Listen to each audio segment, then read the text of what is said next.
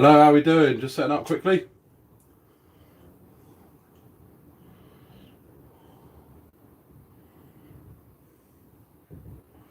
Just getting it so I can see the comments.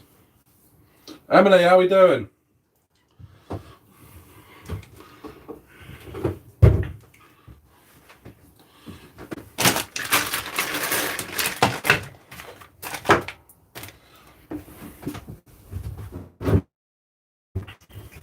Yeah, I'm good, cheers, I'm good.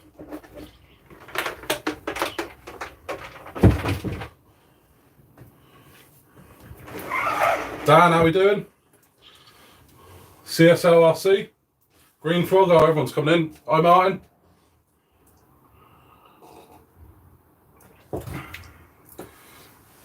Right, time to get some wrenching done.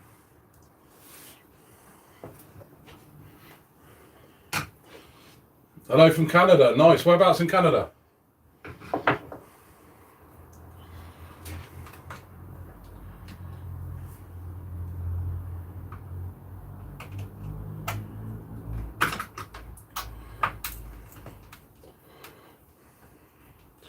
Seb, how we doing?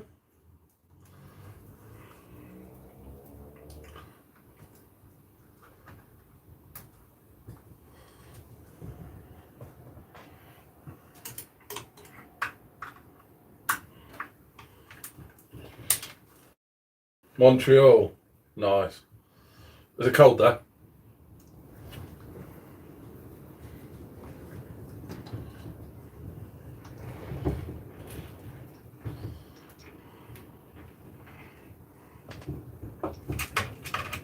What's everyone doing tonight then? Anyone else wrenching?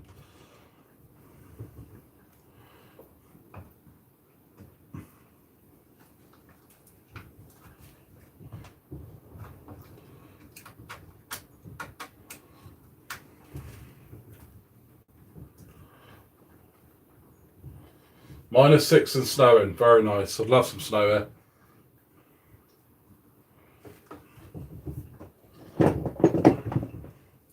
Be awesome to take the cars out in some snow.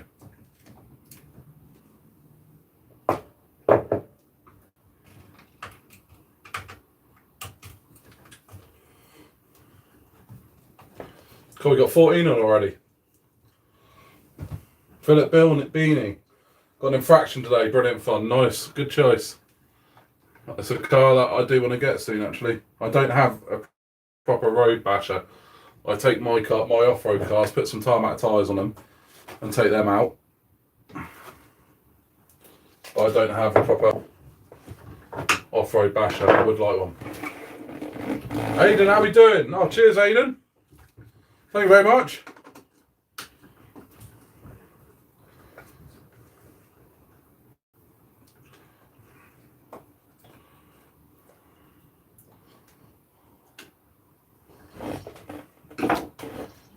I haven't done a live in a while.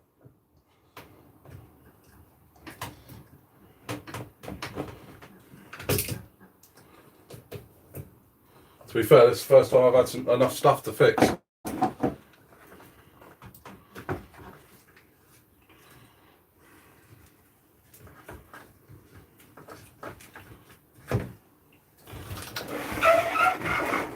How are you, Aidan? Am I running stock shock shafts? On the front, yes, just because I'm waiting for the M2C ones to arrive. On the rear, I've got the M2C. I've got pretty much every upgrade for the M2C on this. The only thing I'm waiting for is front shock shafts, and there was something else as well, but I can't think for the life of me what it was. But everything else is M2C. No, I haven't bought an X-Max yet. I know people wanted me to get one. I haven't got one yet though.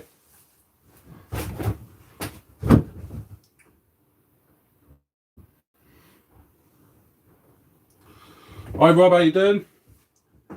Shady? Weekend offs are going to fix the X-Max soon. Nice.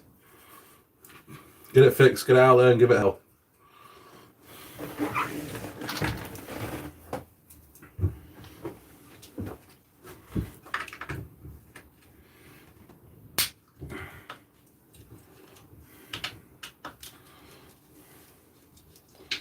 How you doing, Rob? I bet it's cold where you are.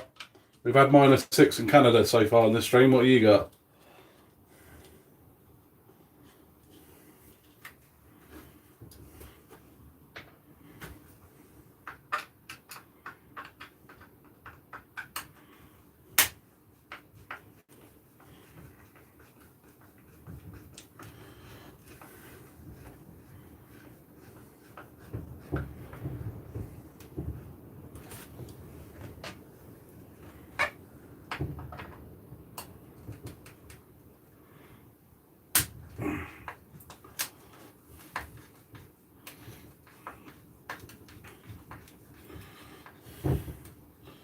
So what's everyone up to this weekend then? Anyone out bashing?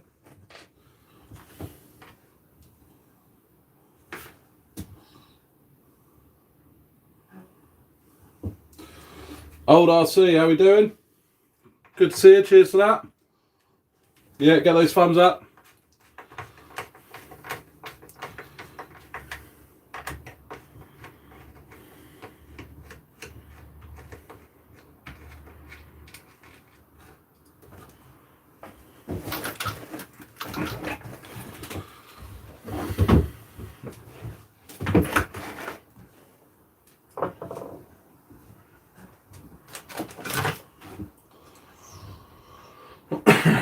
Yeah, we need some more live streams from you as well, Martin.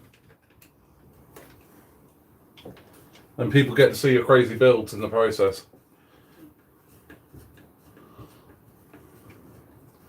Yeah, I'm good, cheers, old. Total RC reviews, hello?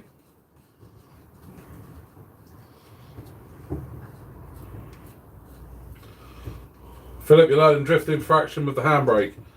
Nice.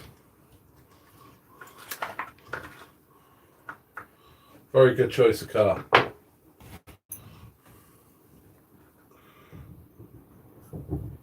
We've got Jodie in as well.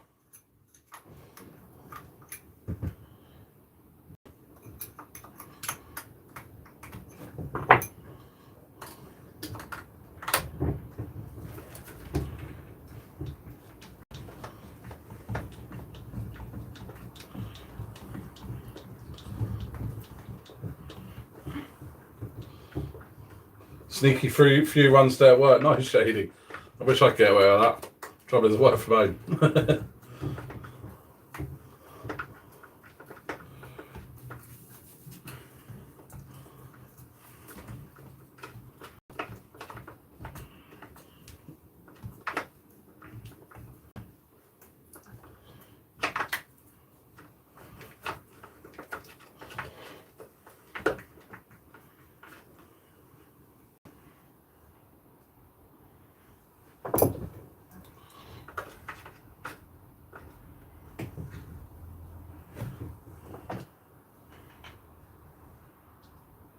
First time I've had this servo saver apart.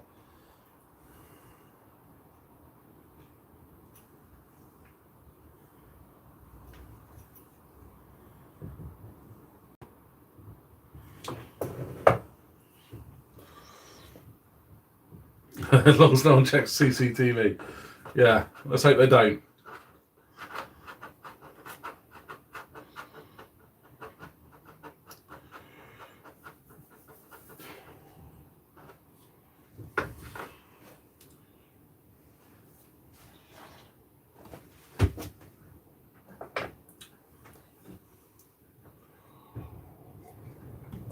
Stews, how we doing?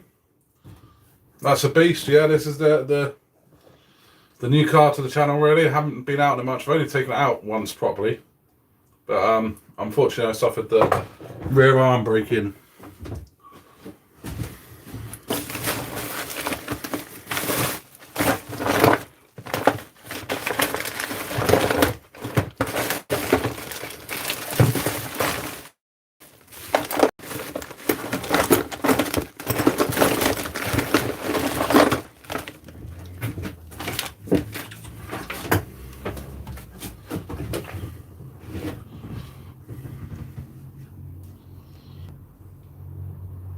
You sold all your armours, Aidan?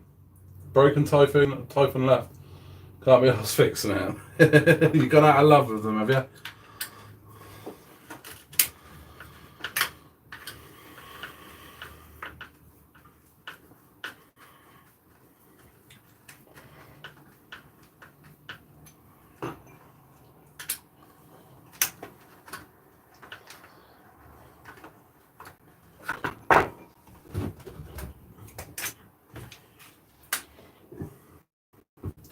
Since you got your X-Max, nothing compares.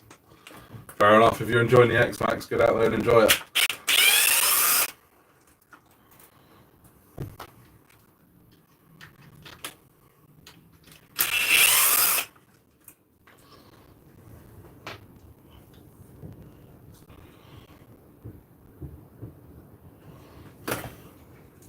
Yeah, I don't fancy the bass from there. Aidan, you got your stickers yet?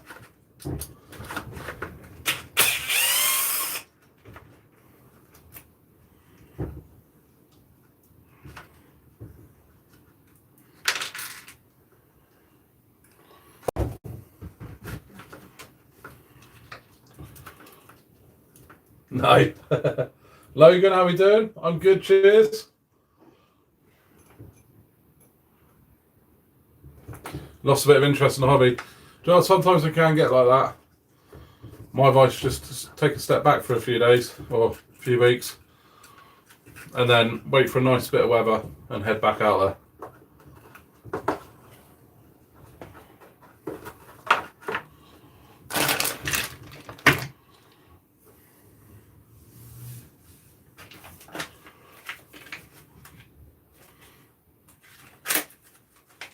Yeah, time's hard.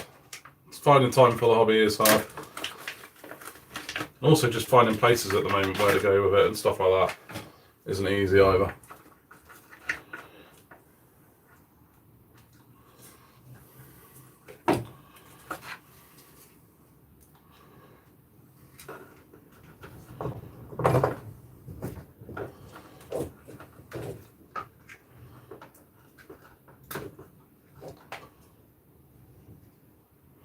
Right, I've now got to try and get that receiver out without breaking it.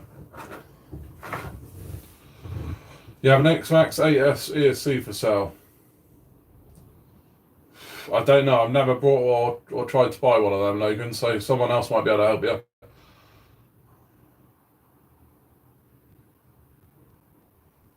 Yeah, it's a good shout, Aidan. Just change the style you're doing. Change the type of thing you're doing.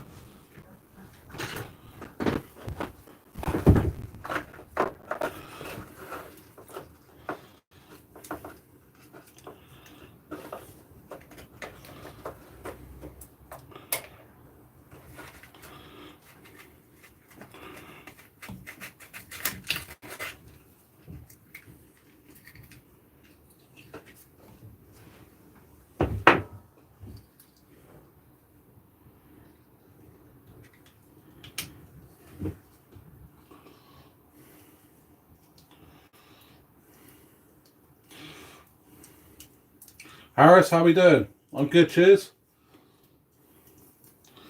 Feels like a while since I've done a live. I know I did one a few weeks back, but not really been out and broken that much recently. And also been doing some build videos on this beast.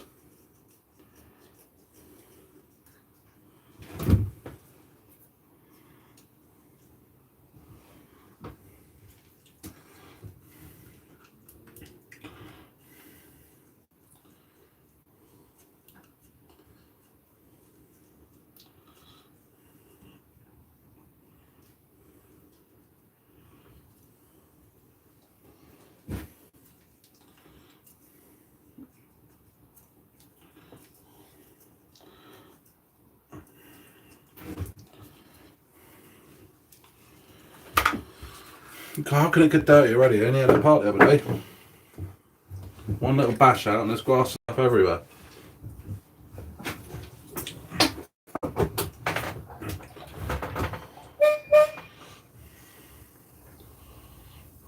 How's the weather? A bit calm. How are we doing?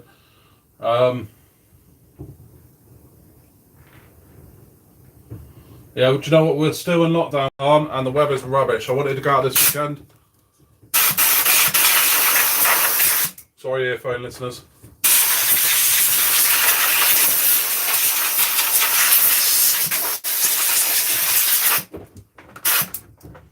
Yeah, I wanted to get out this weekend, but I've got a few videos I want to try and film. But I just checked the weather and it is raining the whole weekend, which sucks. Nice, Aiden. 27 degrees. It's right, Aiden. I've decided next year we're coming out to you for New Year's.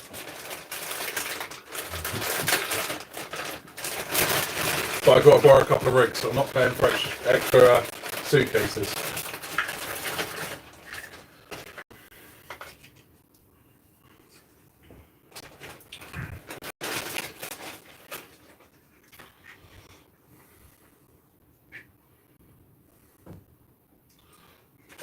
Yeah, Rob's always in the cold.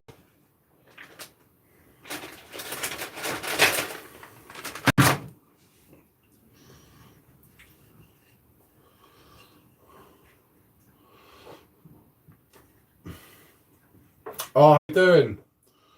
Enlightened. Do you know what? It handles really well. I've changed the shock oils. I've also massively upped the gearing on it. I have got a small video of last time I took it out. It absolutely rips around. I've done the update to the ESC. I've upped the gearing, and it absolutely rips that round. Almost like a 6S truck now. It just flies around. So yeah, really, really pleased with it. And the mods do definitely help. Unfortunately, I broke a rear arm, so I didn't get loads of footage. Yeah, hopefully COVID's gone, Aiden. I want to come somewhere nice and hot. If we're allowed to travel at Christmas, I want to go somewhere nice and hot. We're not going to be able to travel before then. RC models, how we doing?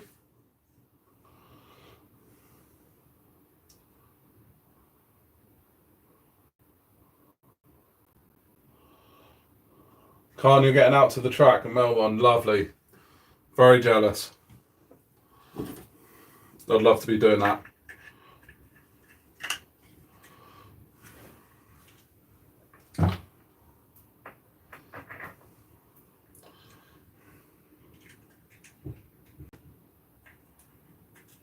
Yeah, the first time we normally go on holiday a few times a year. We've got family that live abroad and stuff, but obviously we haven't been for ages. And I think the first time we'll now get a chance to travel is Christmas time.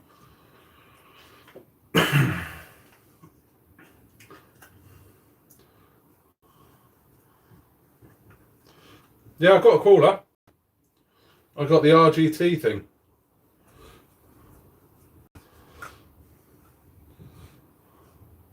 Yeah, I did see that Shady, the KEXB. Unfortunately, the one I saw, I presume it's the same one you saw, wasn't in English. Some bits that look on it look quite good. They got 6mm shot shaft by the looks of it, and I think that's the only upgrade now that would interest me, because I don't think the rest would compete with the M2C stuff, but it will still be awesome for someone with a stock truck.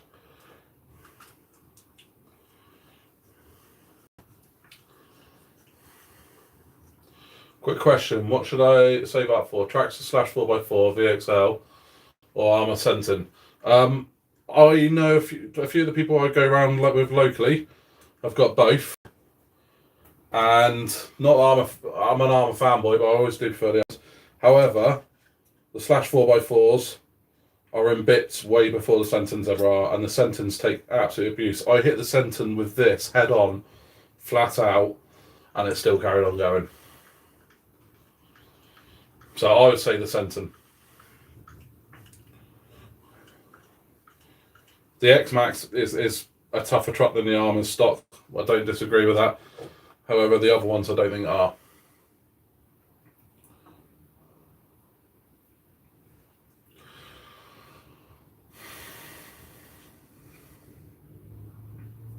Need to find some arms that aren't going to explode. Well, hopefully my new ones aren't. I've actually, I'll show you in a minute. I've got them Monday, I think, or Monday or Tuesday they arrived, and they've been soaking in WD-40 since to try and soften them up. So I'm hoping that's going to do the trick. Has the K8 been worth the coin? Most definitely. The short little video I have, I will try and get it up soon if I can't get out this weekend to get any more footage. But this thing was absolutely ripping round. But it was icy, it was freezing cold, and I did a few small jumps and it did crack that rear arm. Didn't break all the way through, so I was able to carry on and just have a bit of a play. But it did crack that rear arm. But unfortunately the servo gave up then. Stock servo, hence why fitting a new Servo, and this is the 60 kilogram DS Servo that I wanted to try. So I don't know whether you've probably seen it in my 1/8 scale stuff. I absolutely love the DS Servo 25 kilograms. So I'm going to give this one a try in here. Yeah, Sentinel all the way, probably the best short cross I played with. They're brilliant. The guys I know locally have got them. You wouldn't believe how good they are. They're absolutely brilliant. How much have I put into it and to get it where you want it? So I actually bought the car off of Enlightened on there. And the upgrades, if I'm honest, the majority of them were sponsored, well, sort of sponsored to the channel. So I'm very lucky that I've got some sort of links in with M2C. So some of them are sponsored, some of them are paid for myself. But you are looking, once you bought the car, probably £300-400 to get it super. It's already pretty strong, but to get it super strong. However, the price difference in the X-Max and the K8 is about 250-300. So it's not, if you're comparing the two cars, out of the box, they're not quite the same. But once you've done the upgrades, there's not a great deal of difference in price. Once you've done the upgrades, because the X-Max is so much more expensive to buy. So yeah, I would say, yeah, it is worth it. Definitely worth it.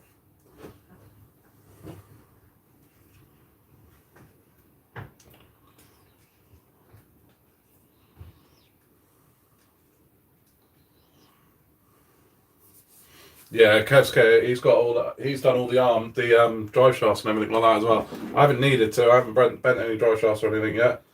To be fair, I hadn't bent much of it before I did start upgrading it, but very fortunate to get the upgrades.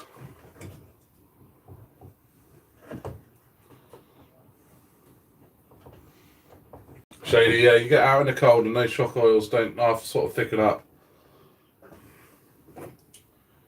The cold's just not good for RCs.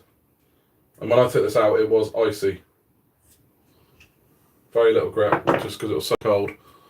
And I forgot to spray the arms down before I go as well. What's my opinions on the new Armour felony? I love the felony. The felony is probably what I would get over the infraction when I do get one. So yeah, the felony is what I would get. The only issue with the felony is the rear wheels. The only ones you can buy, because they're a different size to the fronts, are the Hoons. William, how we doing? So with the felony, for the rear wheels, you've got to buy the Hoons, which are expensive. So if I'm honest, I'll probably wait until GRP start doing them at the right size and that sort of stuff. But I do love the look of the felony. That would be the one I would choose. How are you doing then, William? Yeah, all four of yours have drive shafts that are bent, just hammered back and back. Yeah, that's what I'll do. RC Circuits, everyone's coming in now. Yeah, I'm good, cheers, how are you?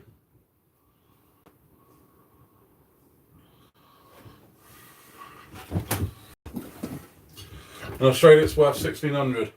I've already put 2G into the Creighton 6S, so just trying to convince the missus that you need to send out for 6G. Yeah, you got. Until you have it, it's hard to tell whether or not you're gonna like it as much and stuff like that. But I've spent a fair bit of money on my Harvey, a lot of money on that, and was it worth it? 100%. It's my favourite RC car I have, and no doubt this will probably be up there with it once I can get out and properly use it. Now I've started to set it all up properly, and that's the key. You got to set up the cars properly. I've done the diffs in this, and it made a world of difference.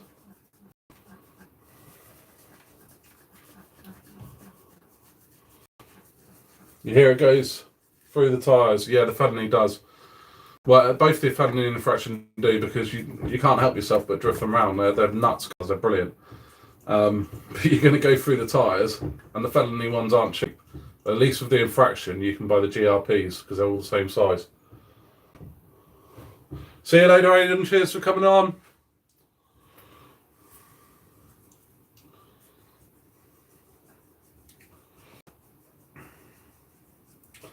The X-Max good is good. It's just a rear arm, believe it or not.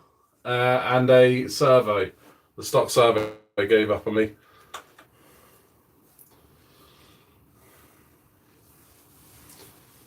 Yeah, they're well worth the coin. Once you've spent the coin on them and set them all up and stuff and got them how you want them, they're well worth it, and you'll never regret spending the money on it. Right.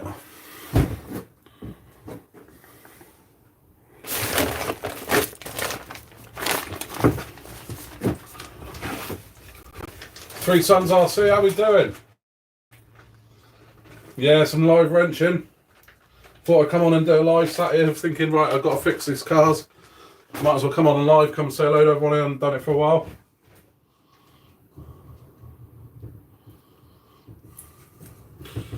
Yeah, Shady, they probably will work quicker in the cold because you're going to be spinning them up more.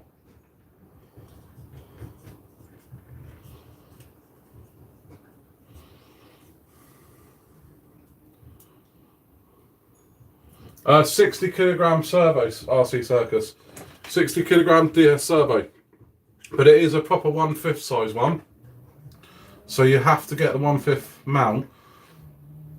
Which actually, when you order this mount bit here from Armour, they give you both the 1/6 and the 1/5 one. Because the 1/6 servo that originally came with it needed a 1/6 one. And they knew somehow that people were going to be putting in this 1/5 one, which makes me wonder why they didn't include the 1/5 one in the box when you bought the car. If it's included in the part when you buy it, why didn't they include it in the box?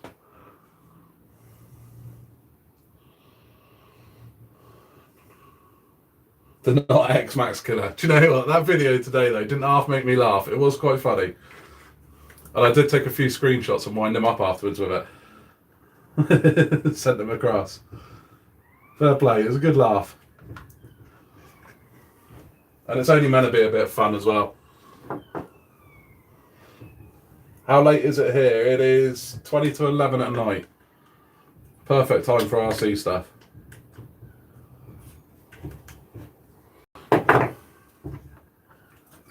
Kev Talbot, how we doing? Here he is.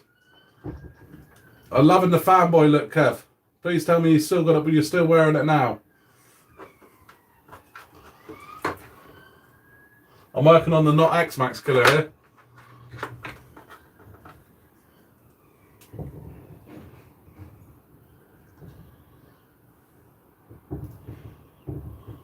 The K8XP comes with both adapters. That's a good shout then. I don't know why they didn't do it on the original one. If it's part of the part number, when you go to buy the car, when you go to buy the parts, why didn't they include it with the rest?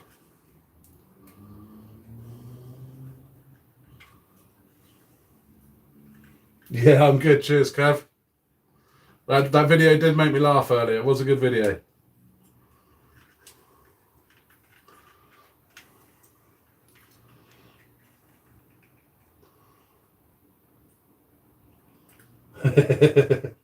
Yeah, it didn't take me long to kill the X-Max. I'm still not convinced it's tougher. Still not convinced it's tougher. I had it for 5 minutes and I broke it. But to be fair, I broke this in 5 minutes as well. The rear arm did explode. So, I can't lie.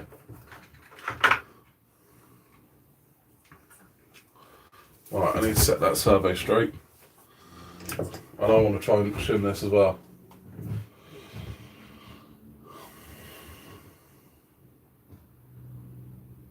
Yeah, Predator, I'm from the UK. How you doing? Nice to see you on there. Yeah, I really don't know how I killed that X-Max around the track.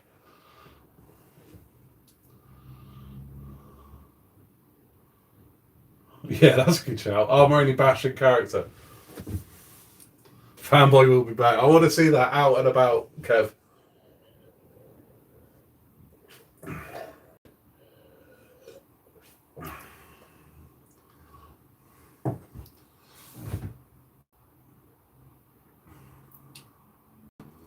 Yeah, once you've done an MTC version of an Armour, they are tough as hell, but out of the box, the X-Max probably is tougher. I won't deny it. Unless it's in my hands.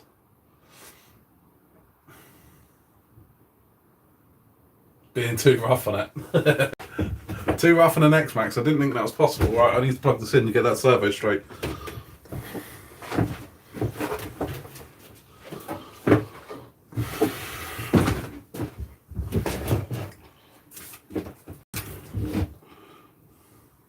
Yeah, always break more in the winter. Yeah, you will do. Plastic doesn't like it. See you later, Rob. Cheers for coming along. Got some bourbon in that drink. Maybe a little bit of rum. Not much.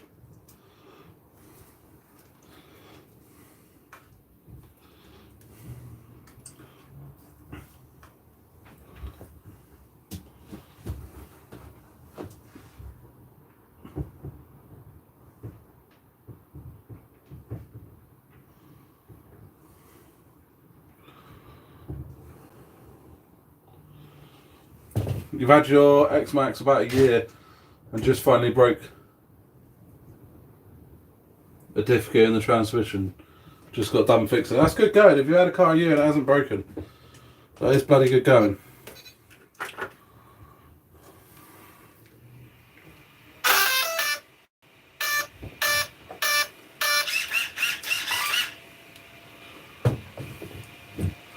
Right, that's now centred.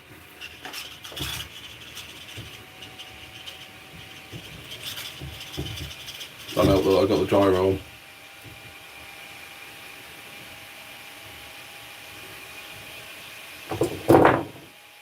But now I don't know where that goes at the top.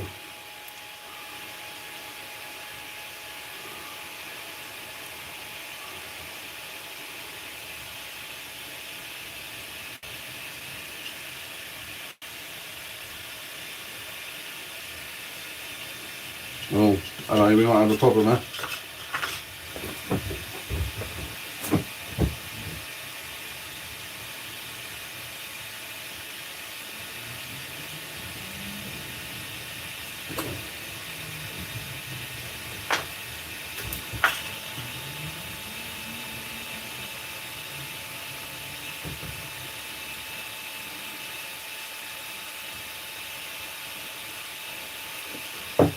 I don't think the servo I bought fixed, guys.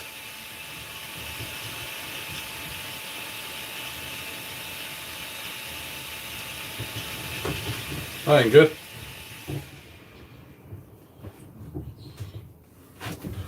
See you later, RC Circus.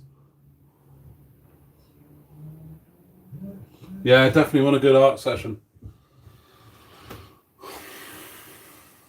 See you later, Rob. Stay safe.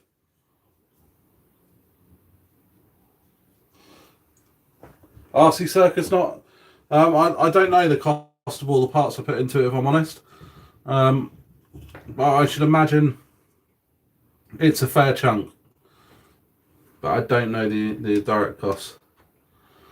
Right, this sucks then. So that servo I got, it's got a different splines on it. I didn't even look at it when I bought it, stupidly.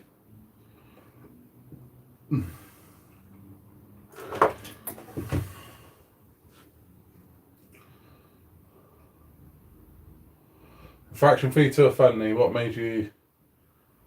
what would you choose? Just for the cost of the tyres, the infraction. The Fenley I prefer, but the infraction for the cost of the tyres. And I think I've made a mistake here, guys, and I've bought the wrong servo.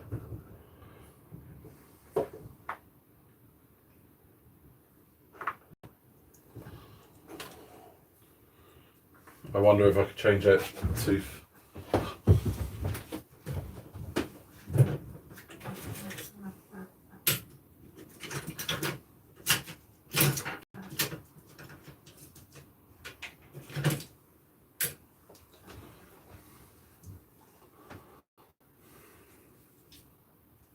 Yeah, as soon as Arc opens up, Kev, I'll be down there.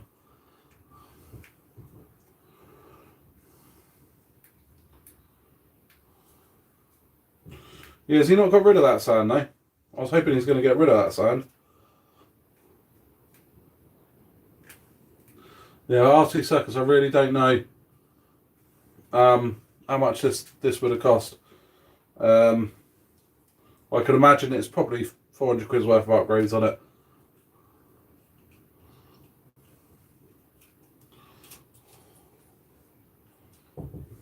I'm hoping that sand has gone. He's tidied up the track a little bit.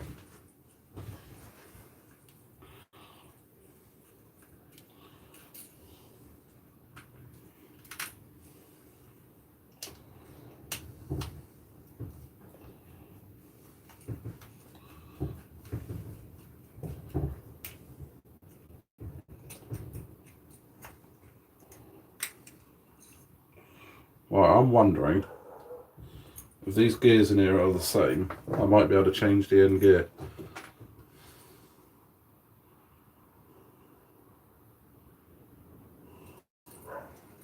It's worth a try.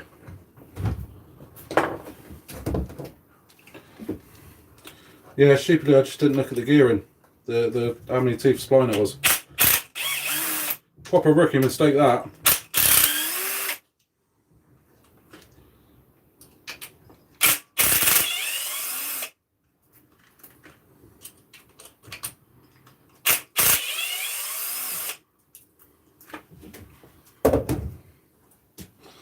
Sean, how we doing?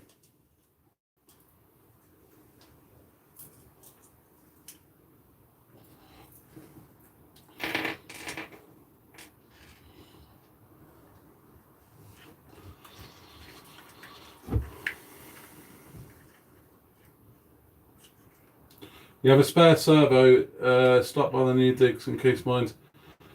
Well, cheers for the offer, man, but I think you're miles away, aren't you?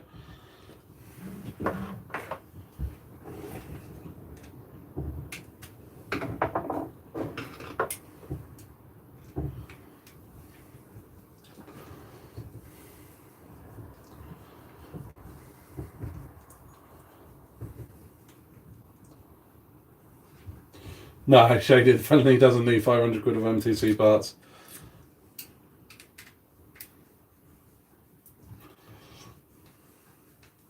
See you later, Three Sons. Nice to see you on here. Cheers for coming along.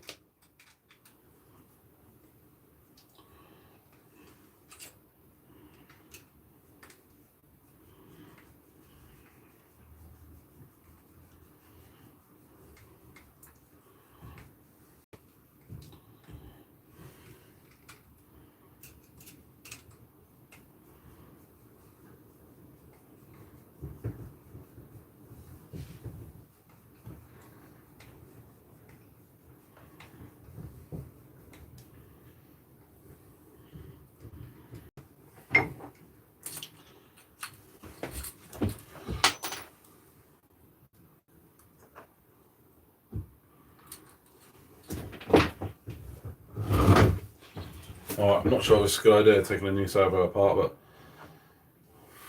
I'm annoyed and I want to see if that gear's the same.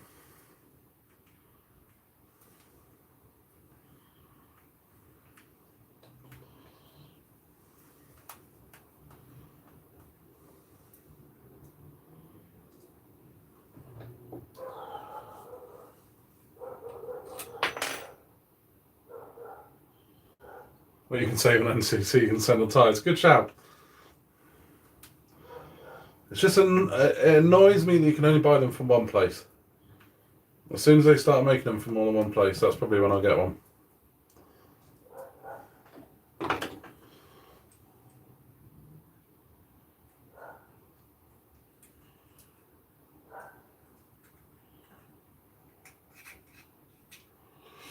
No, that ain't going to swap.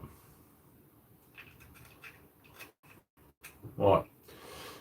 So I've got an awesome servo here that I can't use.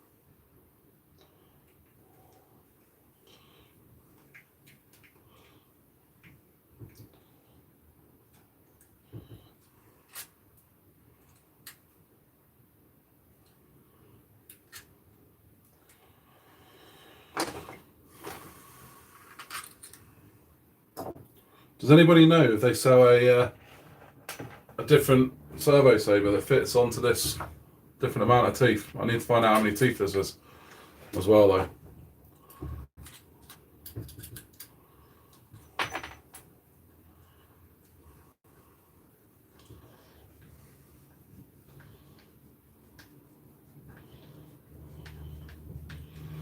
Heated indoor bash area, that would be awesome.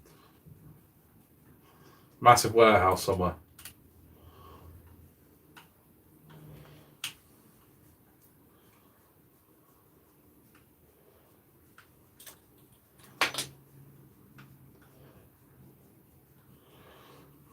Banggood, what Banggood servo fits, Kev? I've got the DS servo here, and it's got a different spline.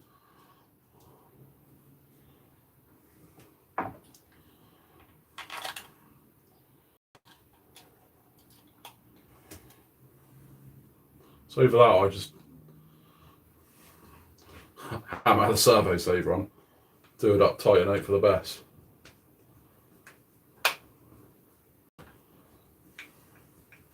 Banggood fanboy. I'm liking some of the stuff I got from Banggood actually.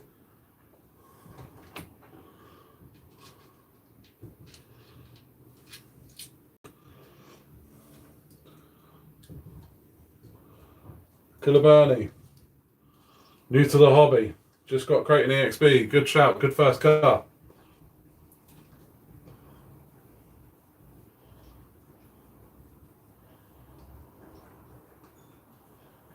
Rebranded Raminator servo. Okay, I have to have a look.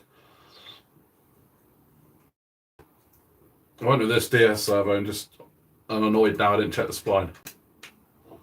Thought they'd all be the same.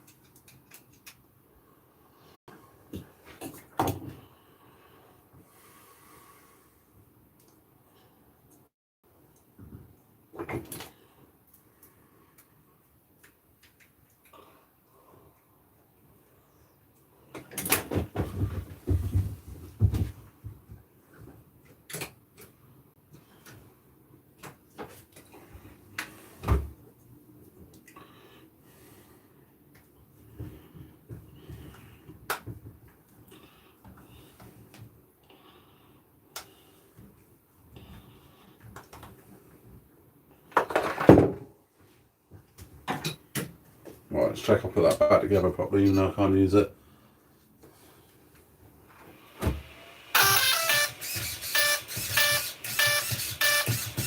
Yep.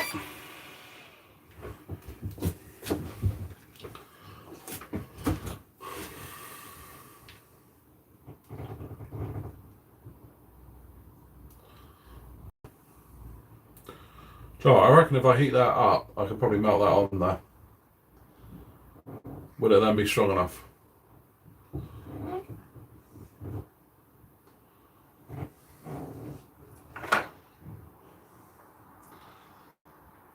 Yeah, if they give you free stuff, it's always good.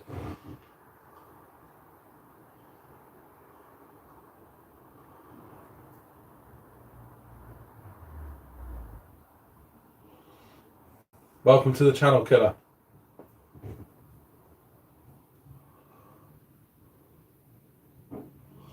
Right, do I heat this up and melt the servo saver on to the splines? How much is a servo saver? Does anybody know? In case I do muck it up.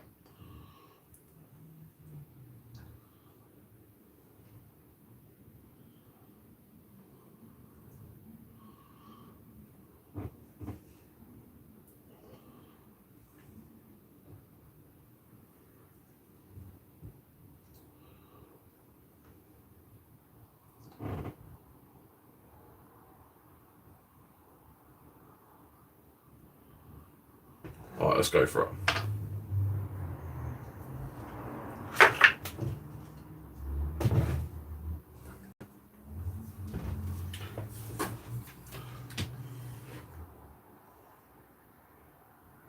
Yeah, I've got the 1/5 mount, okay.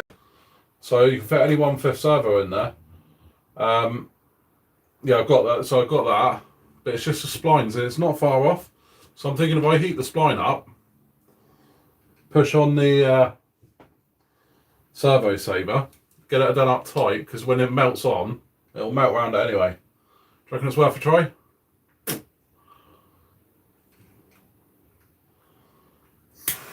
Let's go for it.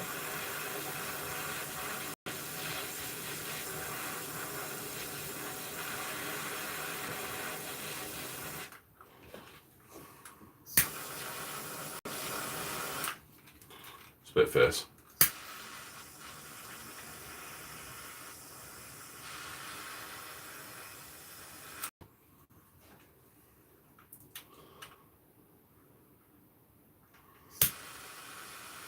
No, it probably won't last forever, but it might mean I can get out this weekend.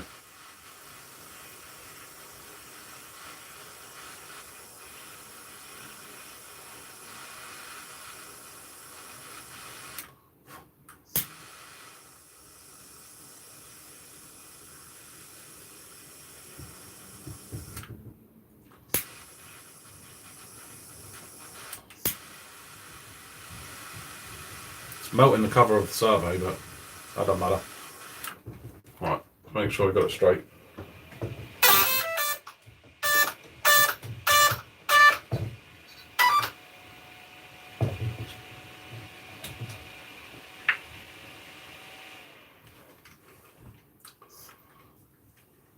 One moon launch. To be fair, if I get it hot enough, it should melt back into the shape.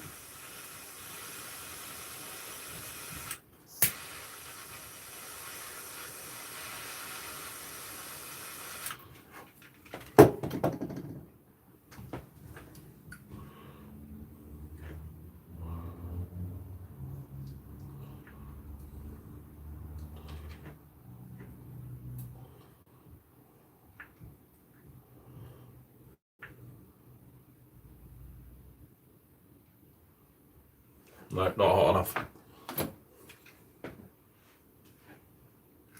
Proper Stempy job.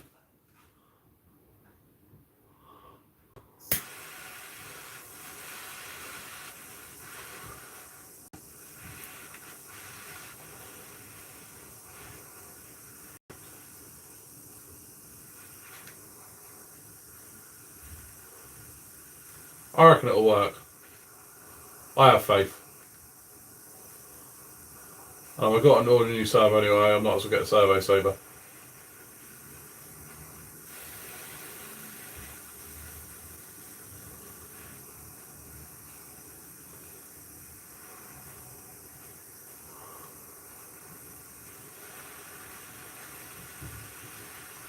If it strips, add some hot glue. That's a good shout.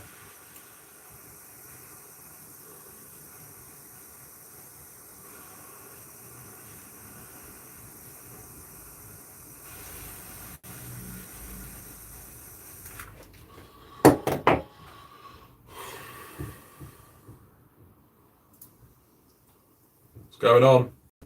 What's going on? It's on.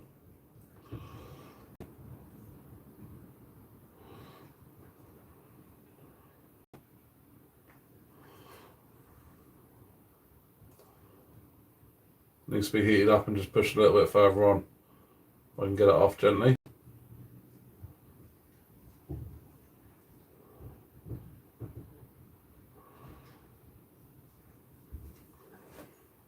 Yeah, it's working. It's cutting new threads in there. Yeah, that worked fine.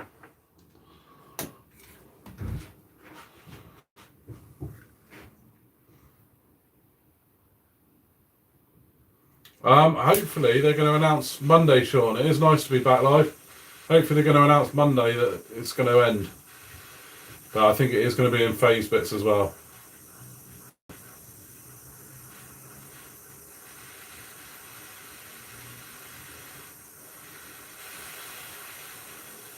Yeah, no going now.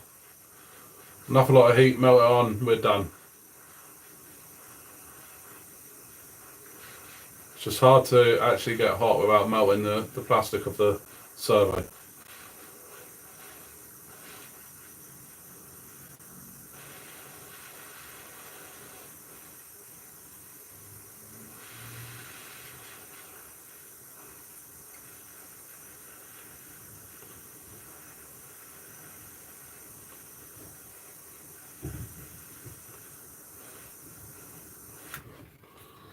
Should be enough.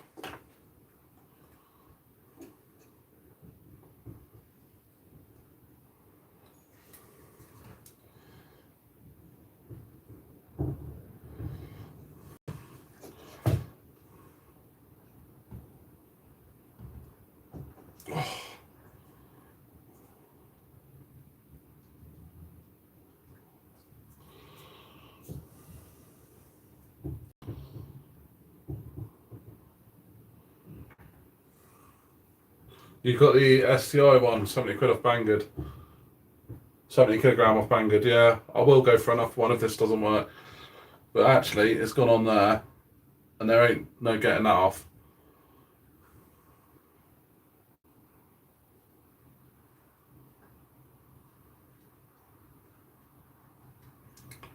And it has cut itself new splines. It's just got to go down enough, a couple of millimeters.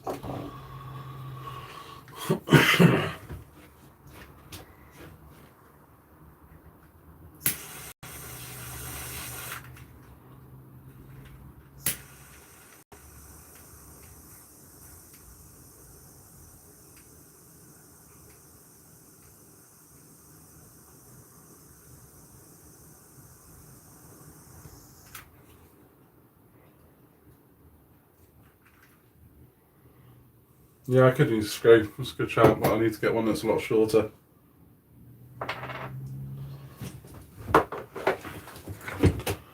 Get it hot, screw it down.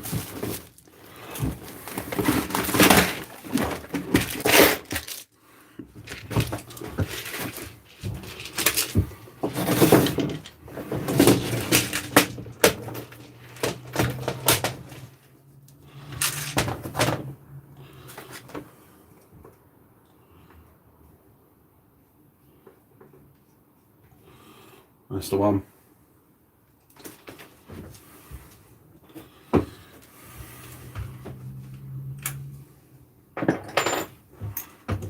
Yeah, it's a good shout, Green Frog. Soldering iron, be more precise, but it's working. And I like a bit of flame.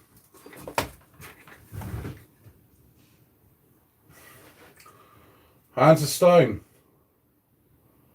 Yeah, I've got a K8. This was my Christmas present.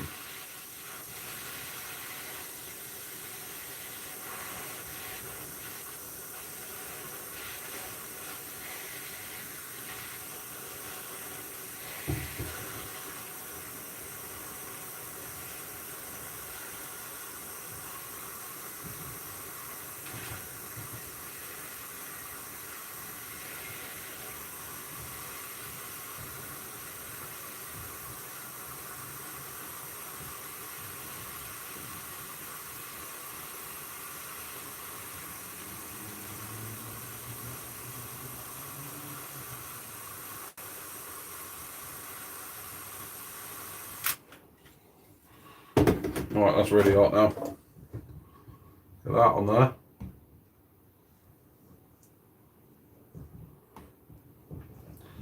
Screw.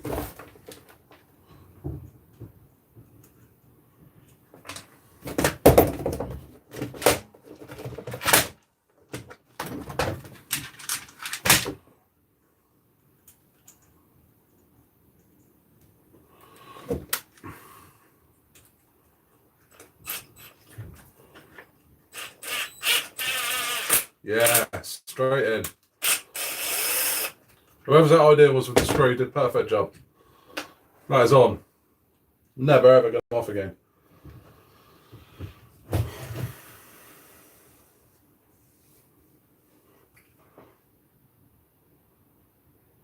You may sell yours.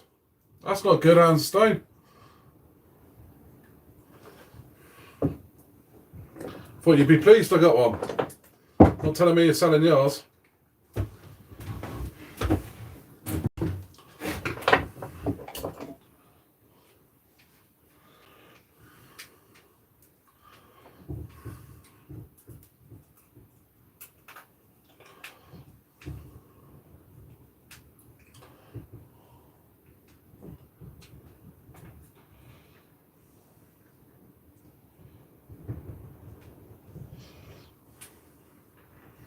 Yeah, cheers, free Sanjay. You better all sub.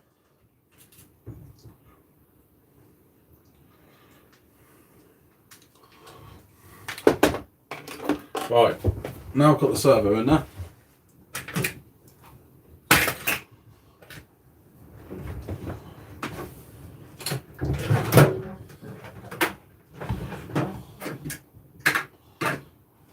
I need to find my shims. 2 seconds, guys.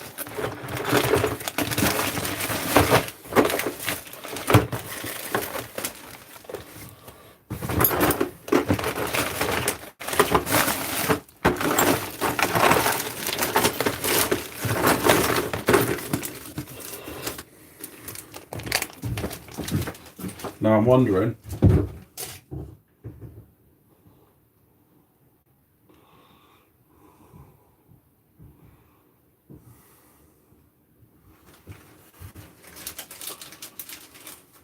Jodie, are you on it? If you are, for some reason I can't see your comments. Alright, I'm actually going to try and strengthen this servo saver. Check the servo still works now. I've heated it up though. Yeah, it still works.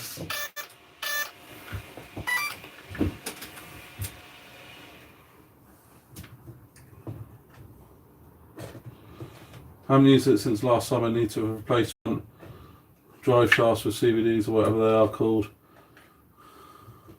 Why don't you just straighten them?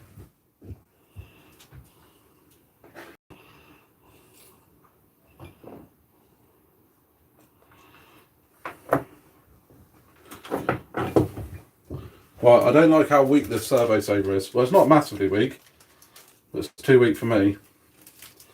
So I'm going to try space it out to get that spring to sit higher up. No, that's probably too much.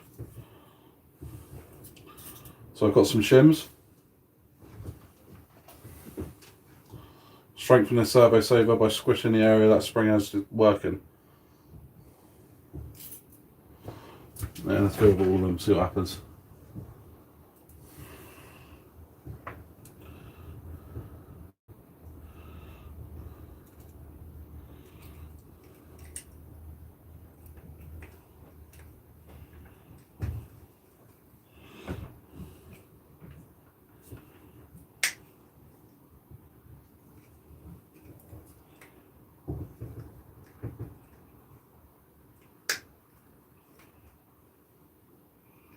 Make sure I get that lined up.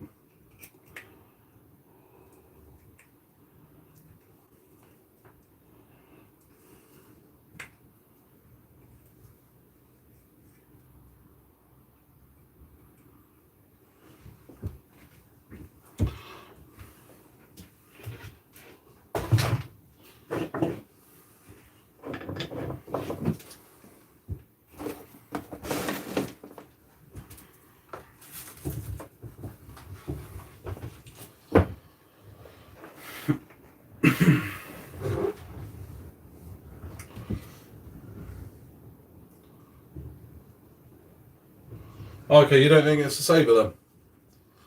Just a servo. What have I got there? Probably about 3mm worth of shim. Let's take a few out.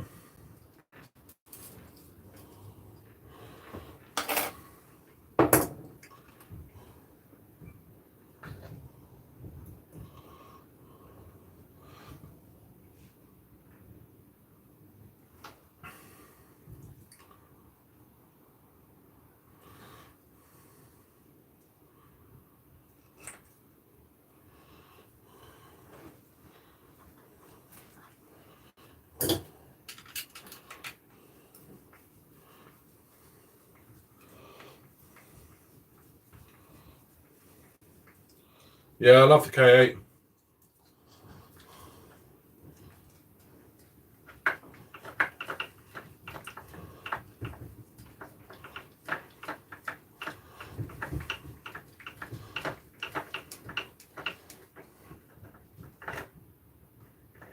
Oh, there we go.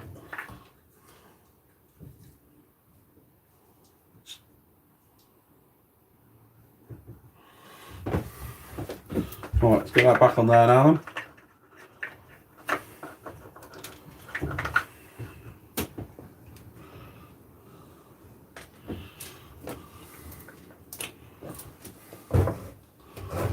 Pros and cons over the beloved K6.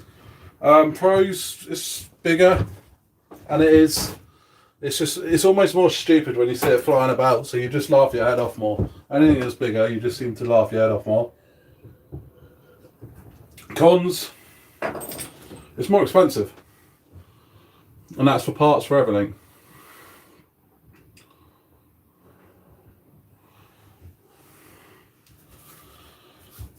Yeah, the stock servo, once I turned up the back, it was alright, but it stopped turning left on me, which isn't very helpful.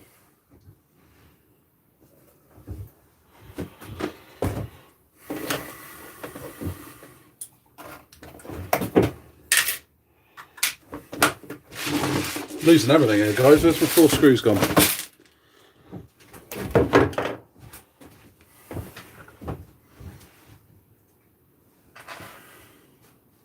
There they are. Put them somewhere safe.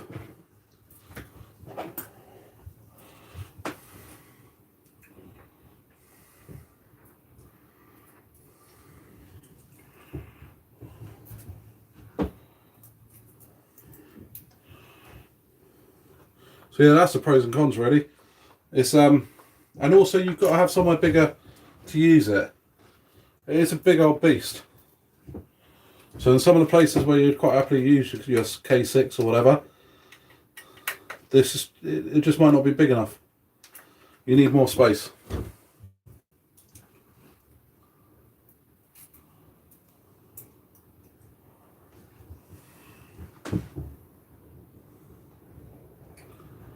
Oh yeah, of course. Sorry, JD.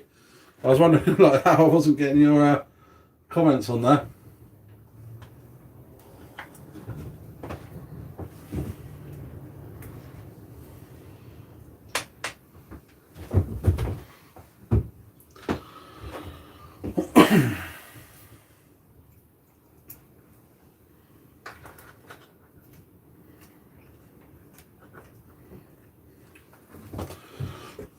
So Kev, you got to convince me next time we're out that the X Max is better. Because last time you guys tried that, it didn't go down well.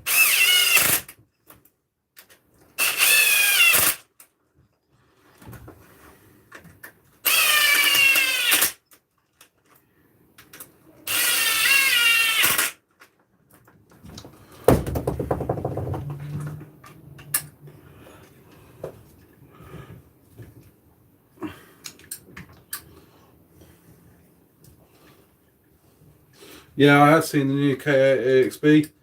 I'm looking forward to seeing someone getting it in sort of, or someone that I know, because there's a few things I want to check out on it. Parts of it look really good. The thicker shock shafts, more grippier wheels, tyres. Can never go wrong with that. And parts of it don't look brilliant to me, if I'm honest. I'm a bit worried about the chassis. It looks like it steps down for the rear hinge pin holders and goes really thin, but it might just be the angle of the photos. I just want to see it and see what it's like.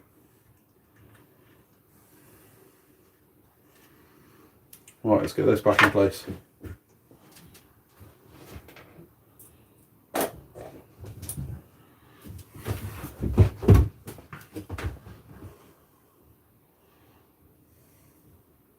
Yeah, of course, Kev.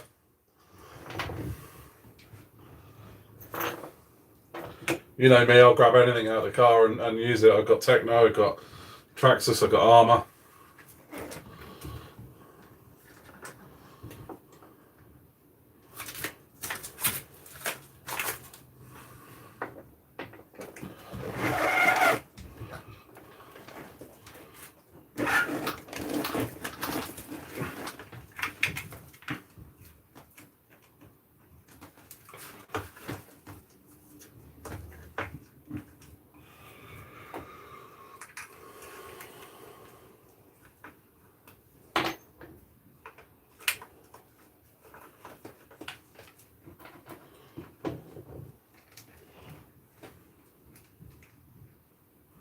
Hardcore, I'll see how we doing.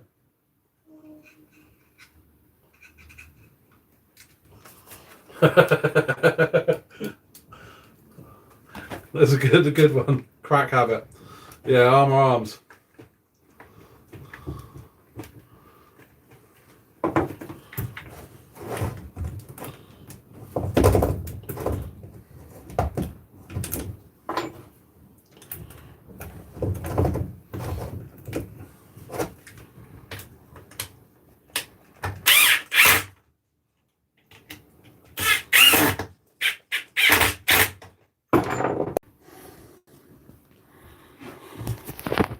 Sorry guys, phone decided to shut me out.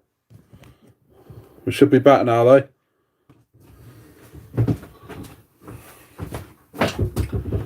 We back?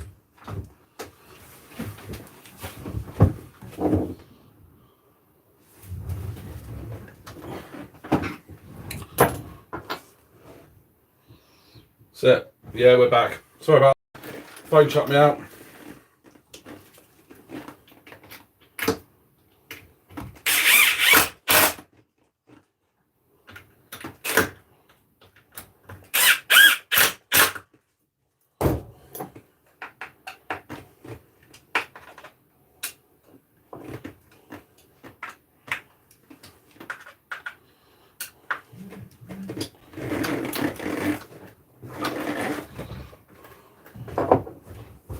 What did I miss?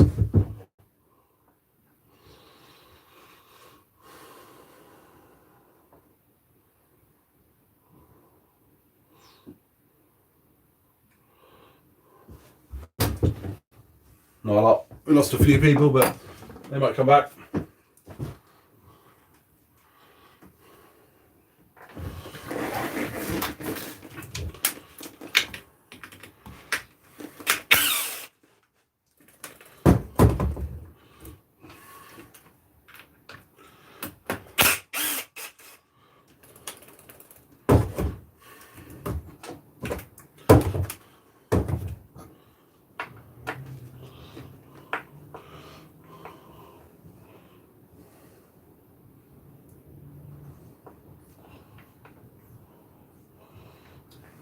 Cheers, Handstone.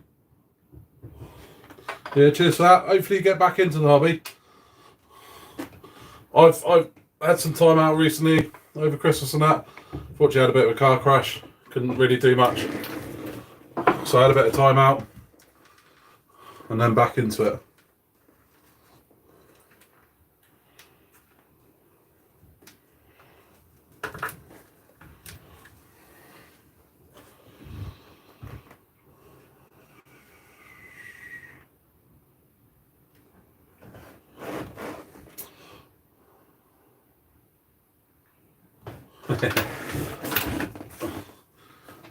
It's always good when a lot of people like the streams and that, so cheers for doing that.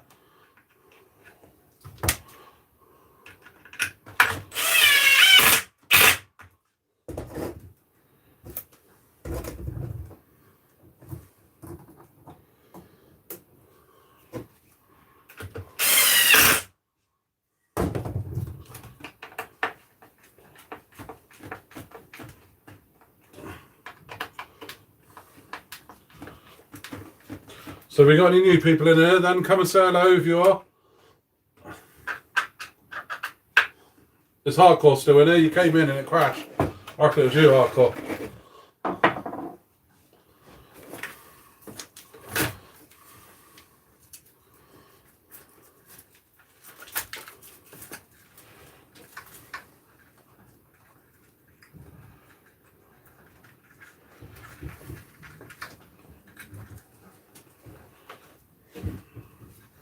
I've got the awkward bit of trying to get this all in there.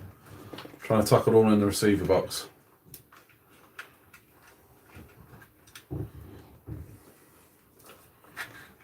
And not getting any wires trapped.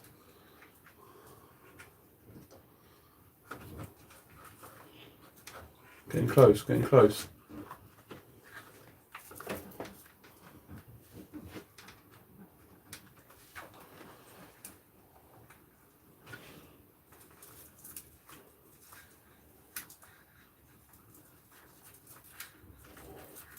tuck over there. This is one job I always hate doing. Closing the receiver box.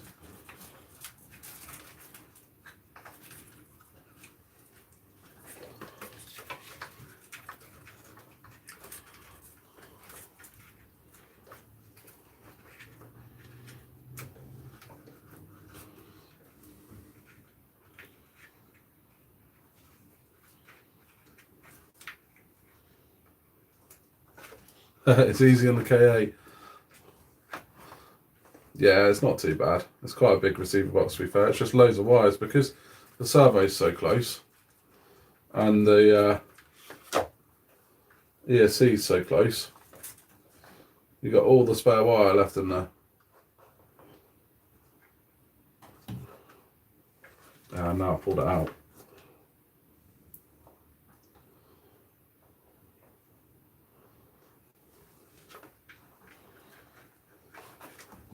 So it's a good job it's big, because if not, you wouldn't get it all in there.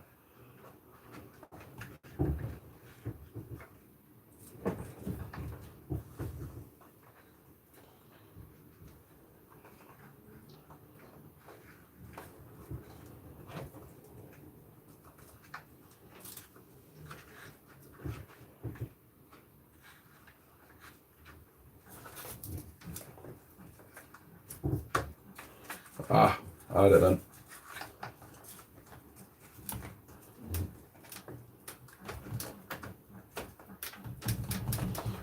We're in.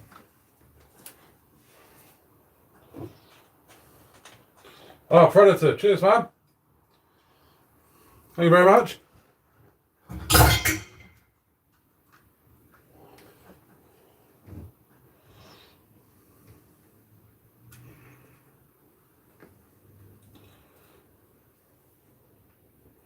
Yeah, that is a good thing about the 1/5 stuff. It is easier to work on, I'll give you that. But annoyingly, that wire's just come back out.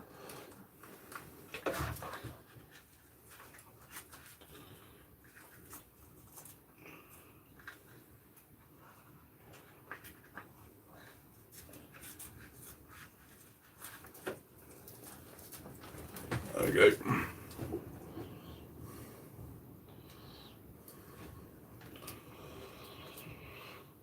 No worries, Predator. Thank you very much.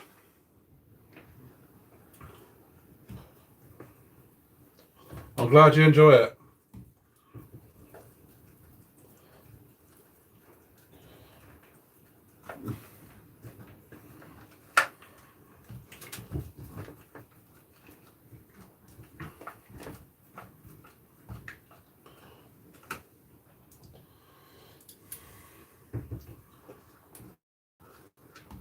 I always enjoyed doing live streams and chatting away to people.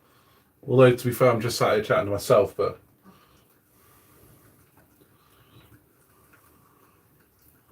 it's always good to meet new people on there.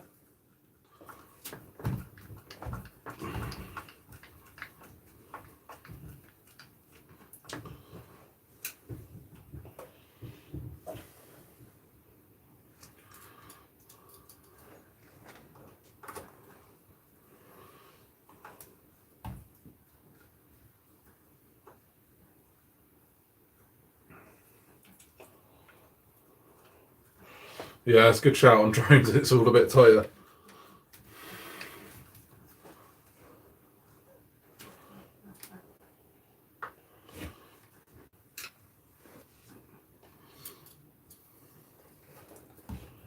All right.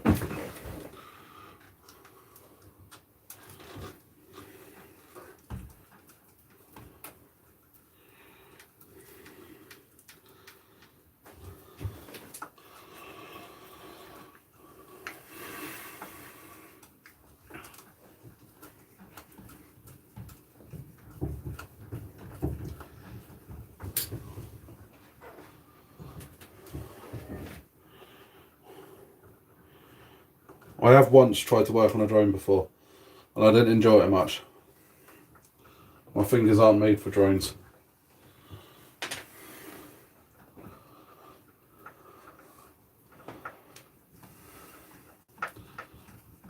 Yeah, it makes the truck seem spacious.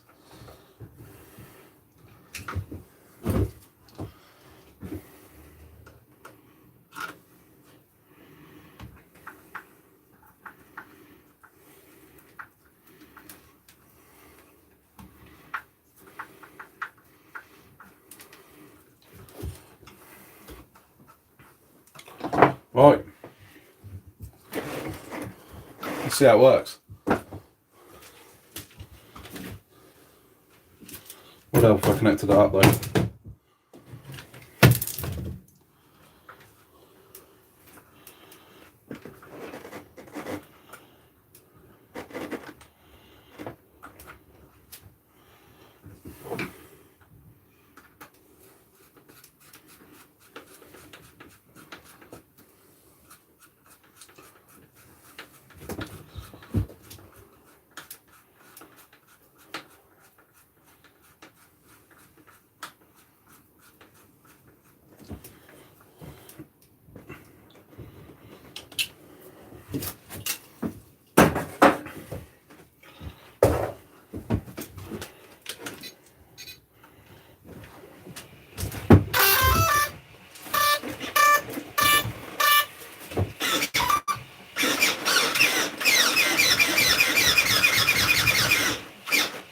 Yeah, pleased with that. Need to adjust the trim a little bit, but I'll do that when I get out there.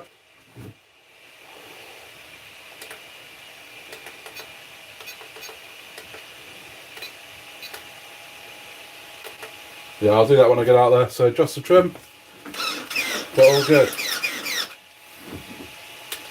Right, 2 seconds guys, I'll be back. Just gonna go and use the toilet.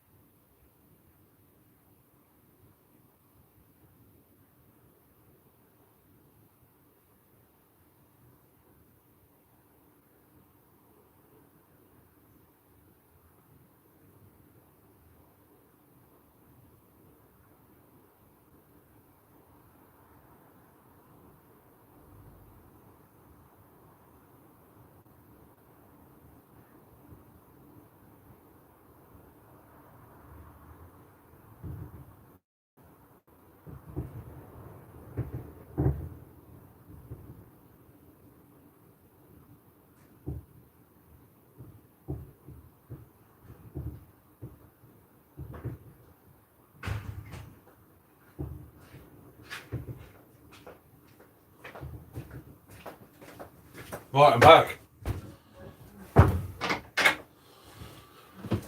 Right, so steering's done.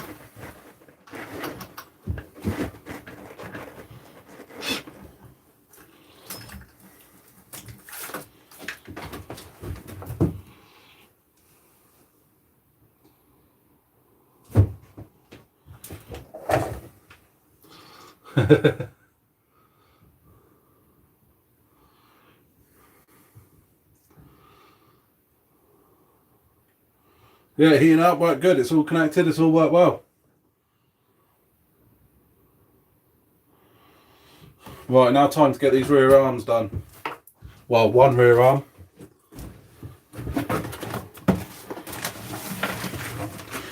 I got a horrible job first. These have been soaking in WD-40.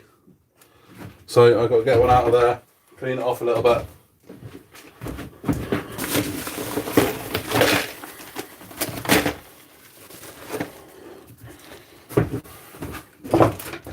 And I've got to make sure it's the right one. Where'd I go, Predator? I just popped in the house quickly. Actually, we've got really warm in this shed tonight, so I'm going to open up this door. Get some air in it. Ben M, how we doing? Yeah, loving the AS.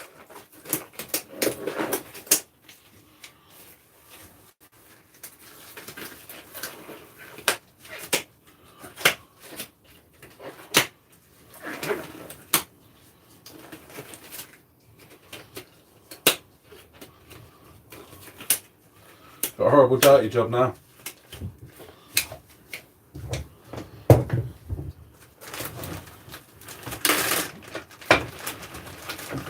So in here is the new arms.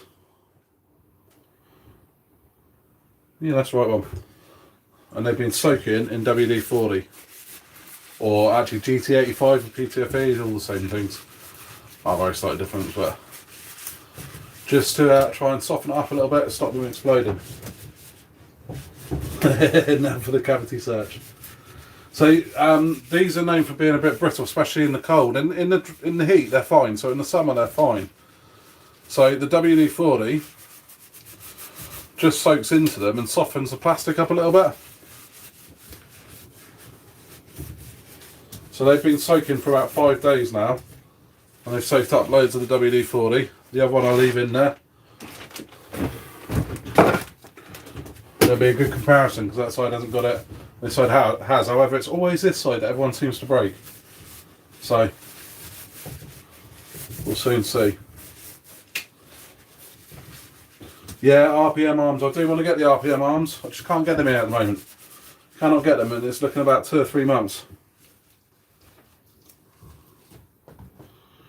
Right.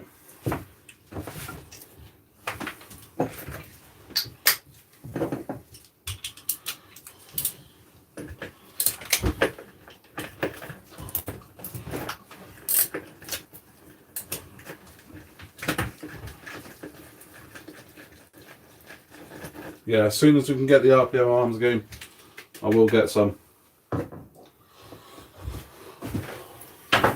Not anywhere in stock here at the moment.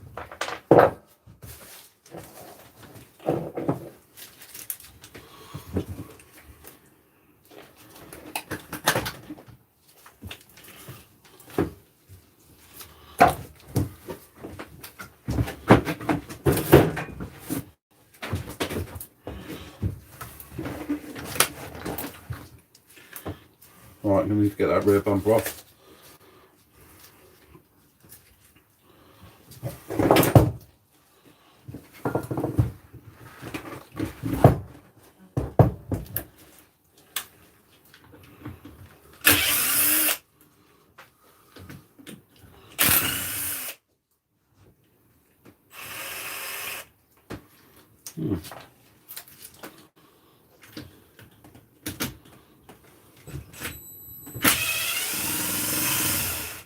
Yeah, boiling plastics are going to do the trick as well. So if the WD-40 don't work, that's my next one. Until I can get those RPM. Now RPM, what I went across the RPM on the other ones, and also what I normally do is whenever I go out bashing, the night before I go out bashing, I spray everything covered in WD-40. And then let it just soak in overnight before I go out. And I did forget to do it last time on this one.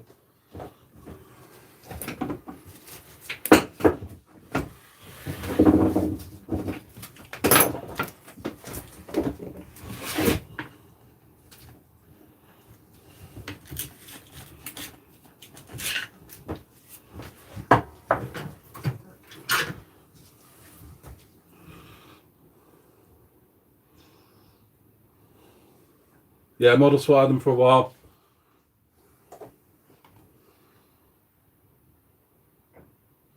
Yeah, Predator, it'd be nice to live somewhere like that. RC Mars Master, how are we doing? Snowing in New York City. Awesome, Sean.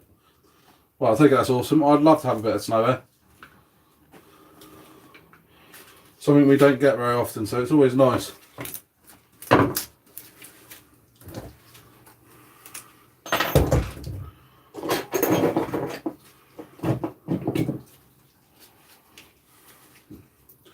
How you doing, Mast?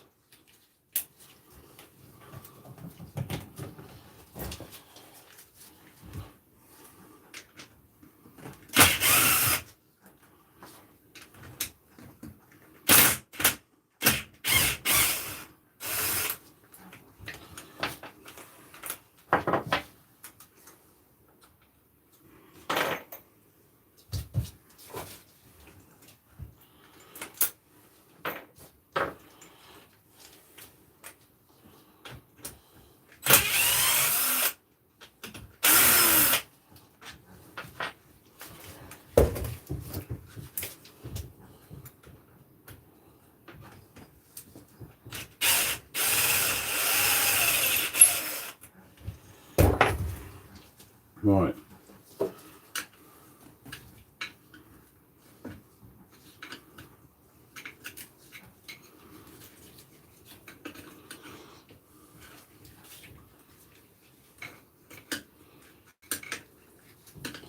Yeah, I'd love to take some RC cars out in the snow. I absolutely would love to.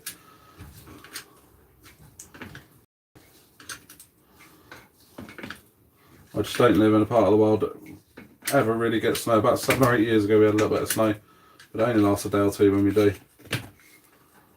Right down the south coast of England.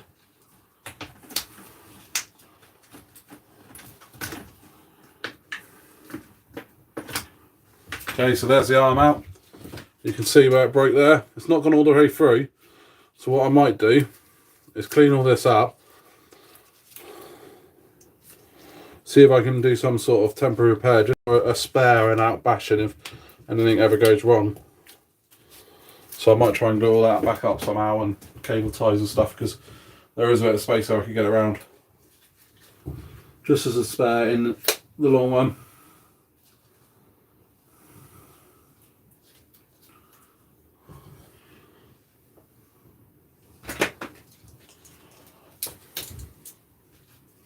Yeah, I miss snow. It's nice to have it every now and then.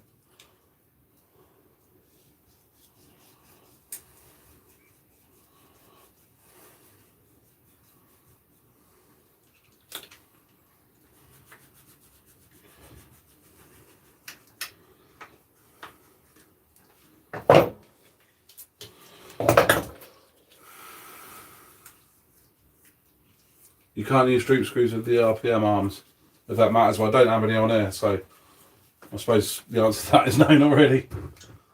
Right, so boiling plastic first is soaking in WD-40. One inside water is a plastic hygroscopic and absorbs water. The other will drive the water out of the plastic, but which is best? Now, from what I know, the boiling in water is to actually takes off the... They almost get hard when they come out of the moulds. And it's just to take that shock away. I don't know the answer to which one's better. From the YouTube videos I've seen on it, WD-40 is slightly better than water. That's why I'm going for it now. However, I haven't done a comparison, so that's just what I've seen.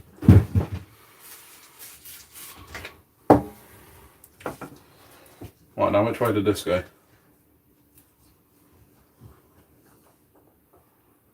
That way.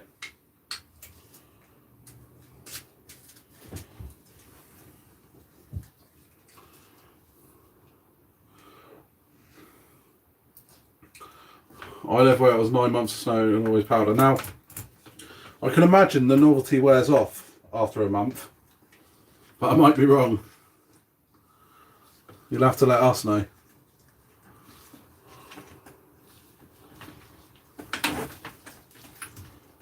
Imagine after 9 months you're kind of thinking, will this snow go away?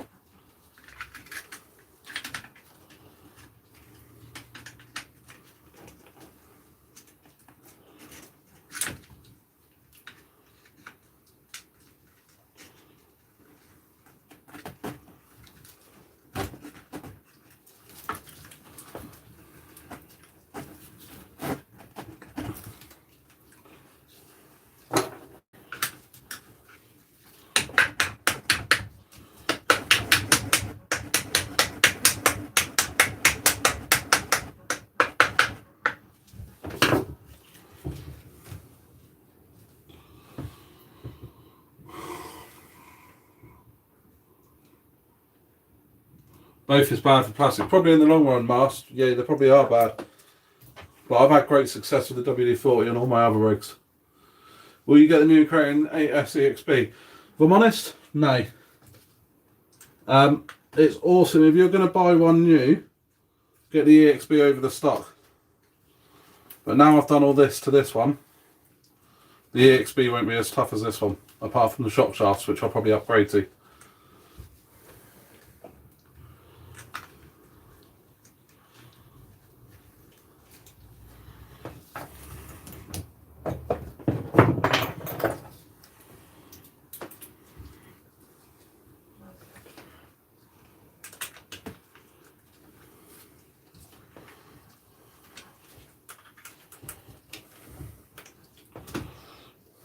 Wisdom Motorsport, how are we doing?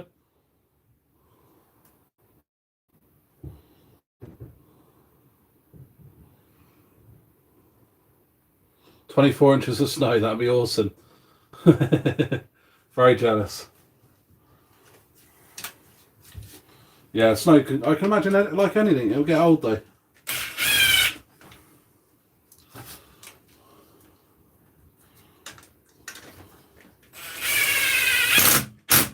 I live right by the beach here,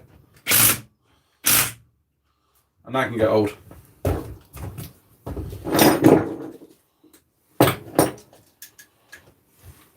People travel miles in the summer normally to come to the beach where I live. And I kind of just, yeah, it's okay.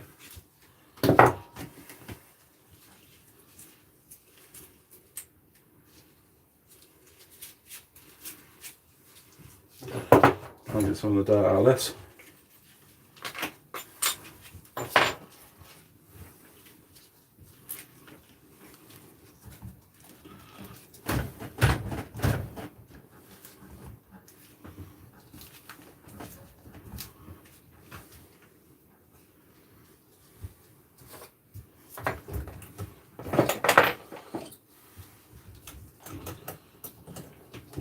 Decade removed from snow, starting to miss it. Yeah, I can imagine if you did have 9 months of it, after a few years you'd be like, oh, I wish for some of that snow back. That's the trouble, you always want what you can't, what you ain't got.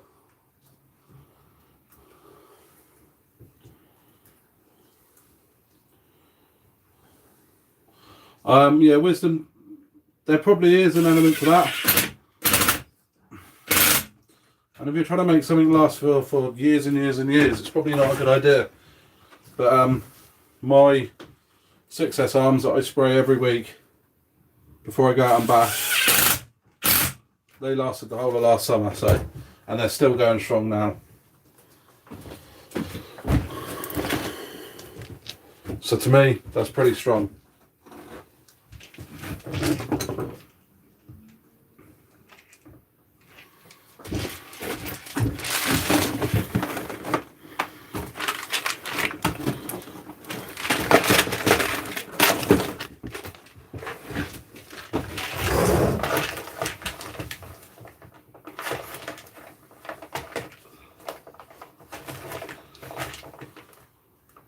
Oh, set fire to some WD-40. Yeah, it is flammable.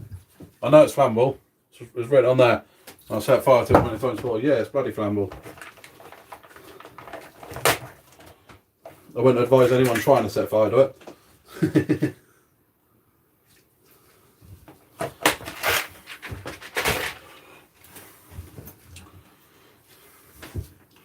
Don't know how, but I managed to bend a screw there.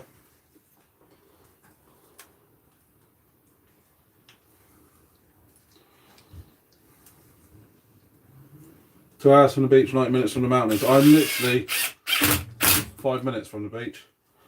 And I probably go to the beach more in the winter than I do the summer. Because it just becomes packed here. You should try, as a local, you try and avoid it in the summer. Or you go to the quiet areas out the town.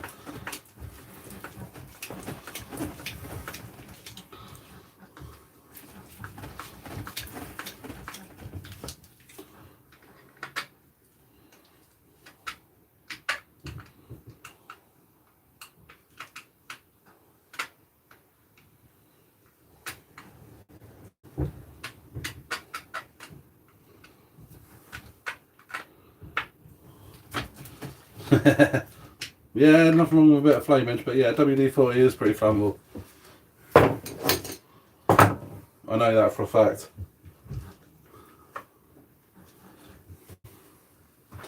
What I'm actually liking though is how easy these arms are to get together. So one thing I do like on the armours is how everything's set up.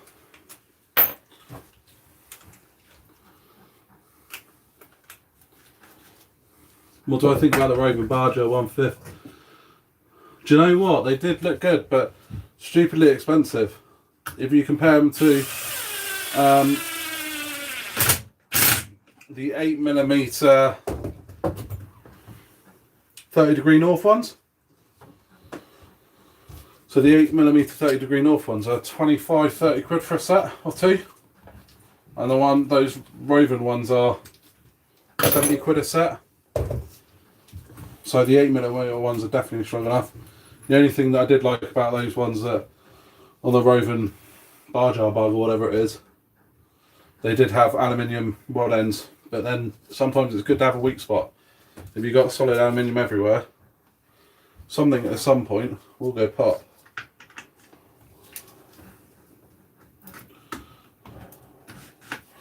Now,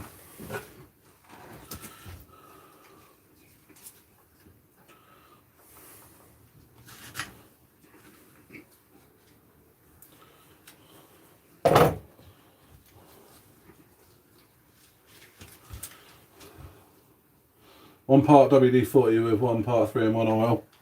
Yeah, that's probably a good shot.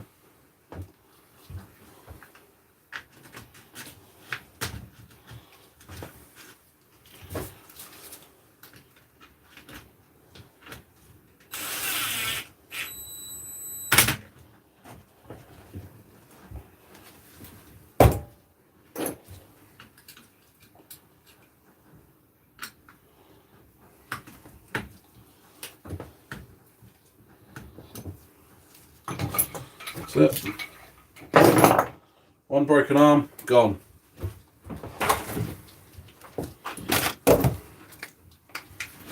But I use WD-40 oil, so you use GT85. There's a few bits and bobs I use. I think they've all probably got positives and negatives, but just use whatever's closest to my hand, if I'm honest. Go to a quiet beach, mostly locals, yeah. You have to if you live in Bournemouth. You don't want to go anywhere near the beach in the summer. Make the chassis too tough and start breaking the driveline. No, I don't think that's the key. I think if you start making like the rod ends out of aluminium, you're then going to put all the power of any bad hit. It's going to travel up the shock rather than breaking at the rod end. It's going to travel up the shock and start hitting the towers and all that sort of stuff. So at some point you need a weak point in there. Right guys, that's this car done. Time to get the next car out. That arm was actually really easy to change on them, I like that.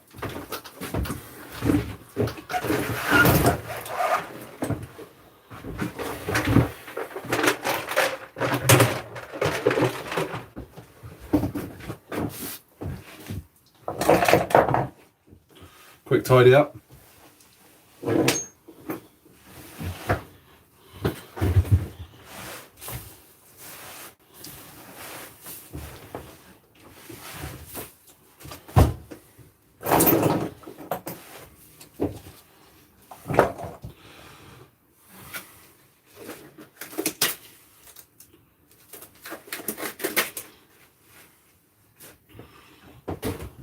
Very close to petrol. What WD-40 is? Mineral oils, petroleum jelly. Yeah, something's got to give eventually.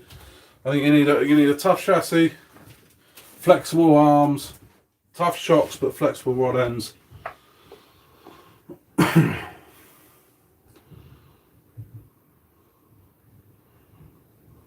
Yeah, WD-40 is actually a really good cleaner at times as well. So, no, I do get that.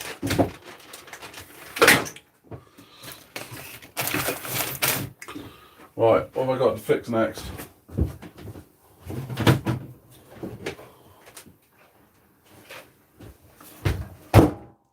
You got a broken shock rod end. Talk about shock rod ends, I've got a broken one. First thing I've ever broken on this as well. But it is cigarette and drink time. Just fill up my drink, guys.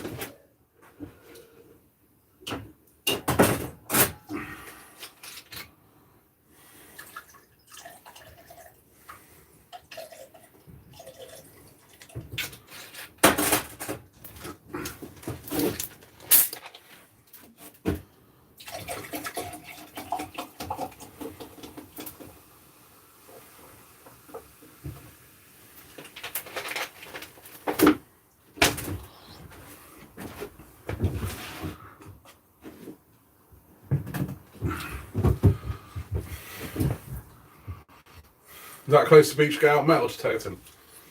If I had enough spare time, I probably would. But I run out of time just to do RC stuff, if I'm honest.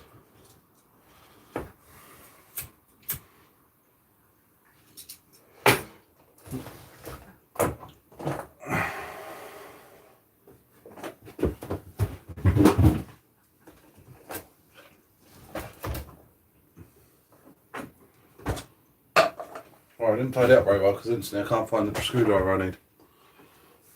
Left it over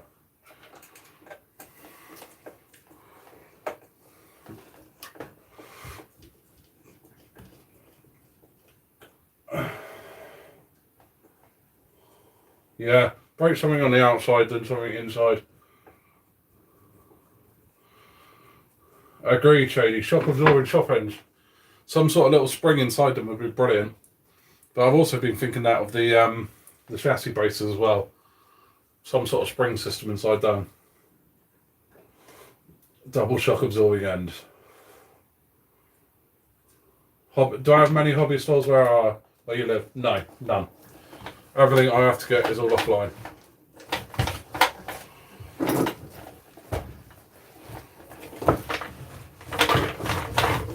That seems a bit stiff. Right, I've got to see if I've got a rod end for this.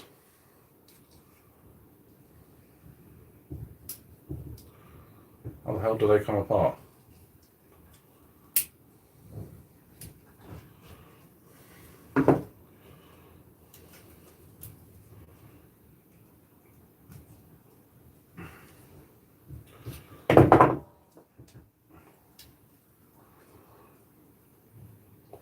Guys, is that a complete rod end? The whole lot?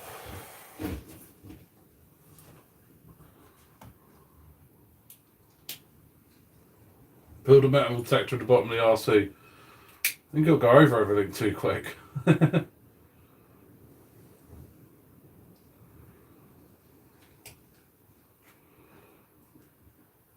Well, guys, that's a complete end, isn't it? I'm going to have to buy one of those ends.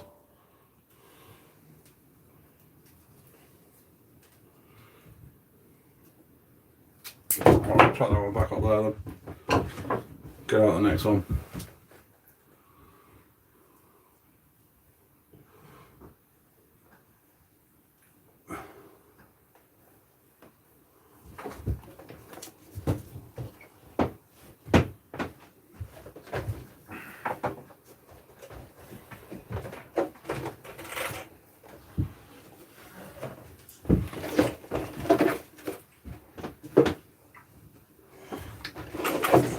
Now I've got to get soldering out.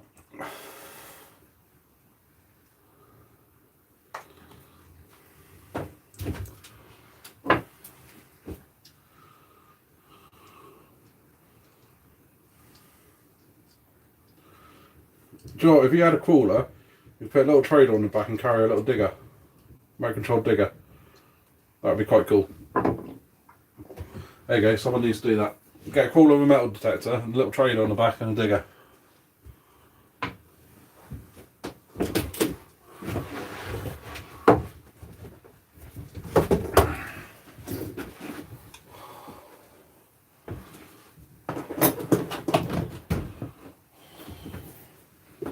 Wait for that to get hot.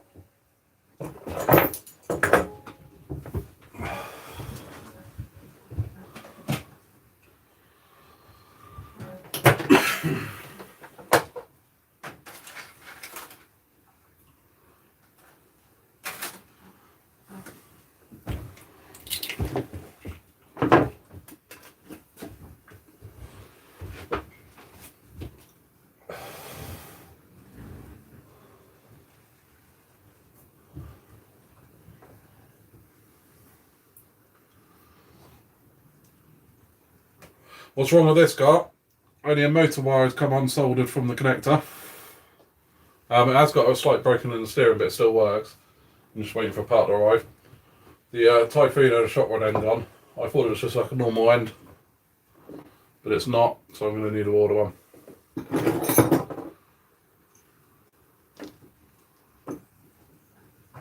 You could have shock towers that pivot towards the centre of the car, held in place with sacrificial bolts that break under a certain load. Yeah, there's all sorts you could do, then you could just quickly put bolts back in. But I do think it comes down to just being sensible with what you upgrade. You can over upgrade a car.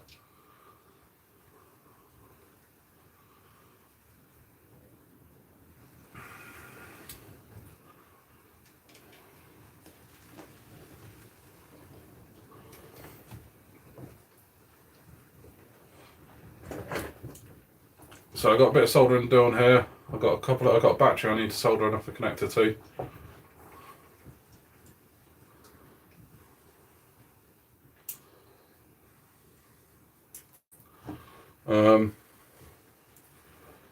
Then I think I've run out of stuff to fix. So I need to get a new one end for the Typhon. Techno's running, Kohavi's running, K8 is now running.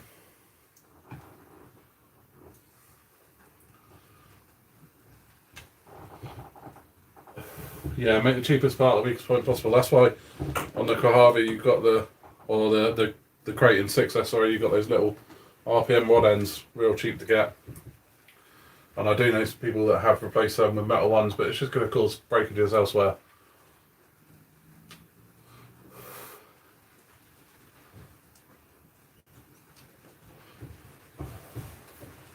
You don't want it too weak that it falls apart.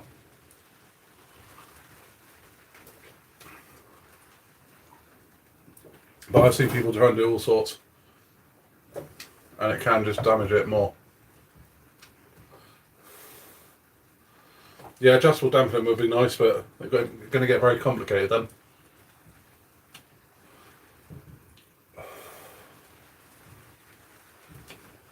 Alright, do you reckon that's hot yet?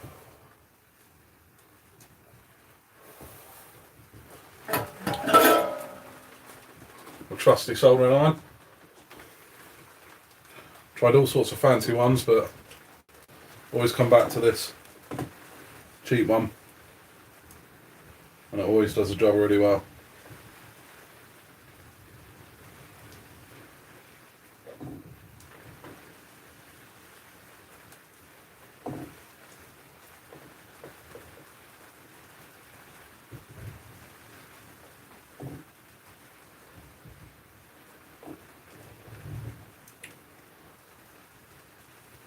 Not quite hot enough yet. Yeah, changing the oils is adjustable dampening, but if you like, on some of the race cars I used to work with, you used to get adjustable ones where you could actually rotate the piston inside to line up with different holes and stuff like that. So you get hold of the top of the shock, rotate the piston, rotate the shaft, which rotated the piston.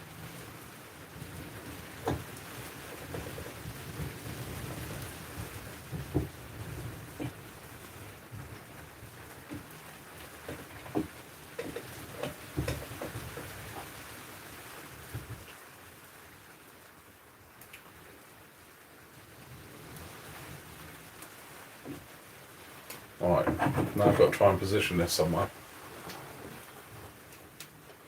I can do it there. Get that motor wire in.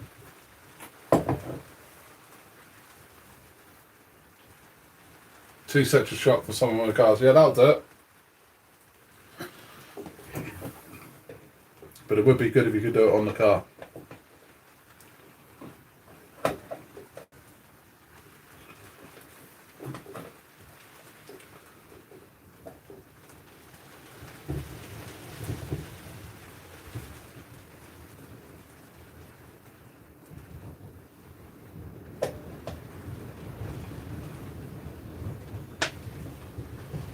Let's go that one.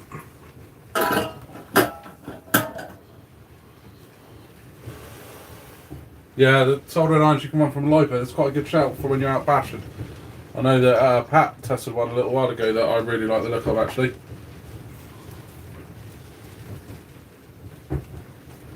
Right, let's let this cool for a sec.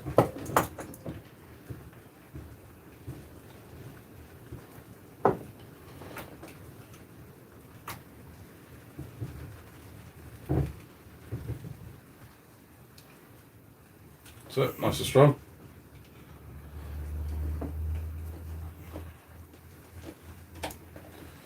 Right, is that car fixed?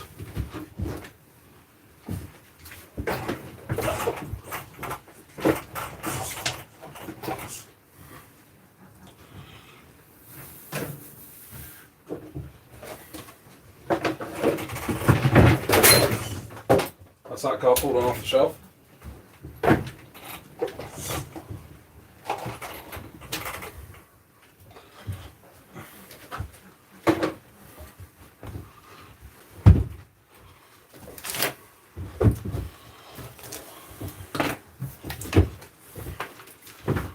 Got a lipo here that one of the wires came undone on.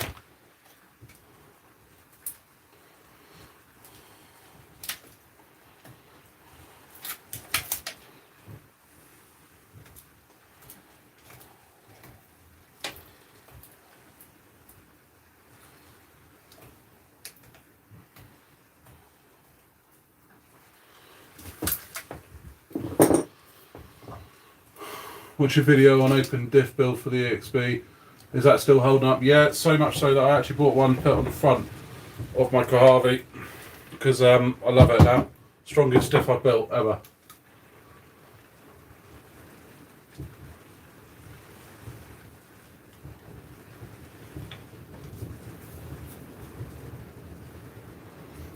But to be fair, if you've got a new EXB coming, those LSD plates are working just as well. So don't be scared by it.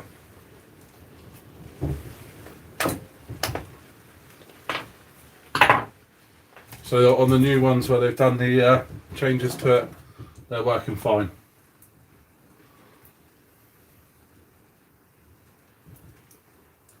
Could be done with cams, yeah, it could be. Could just be done as simple as they do on the racing ones, but because what you have on the racing cars, on proper cars, you have two pistons with different holes in, and as you rotate the shaft, it rotates one of the pistons over the other one to line up more or less holes, and you get more or less dampening.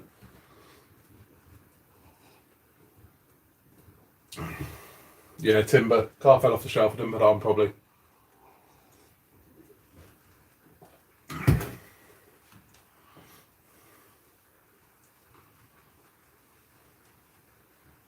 Heated shocks, yeah. You can heat up the oil and it'll get thinner.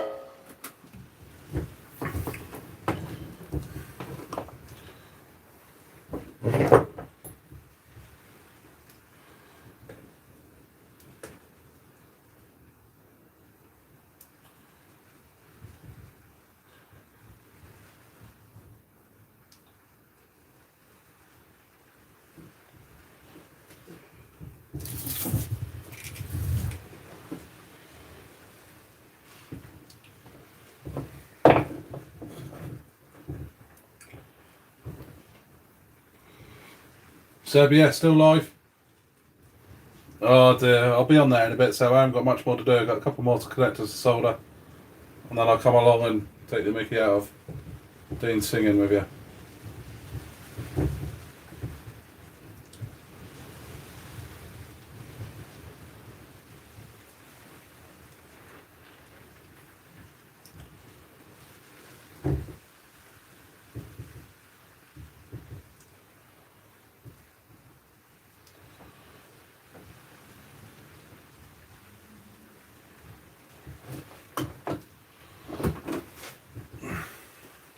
Bye, Emily. See you later. Cheers for coming along.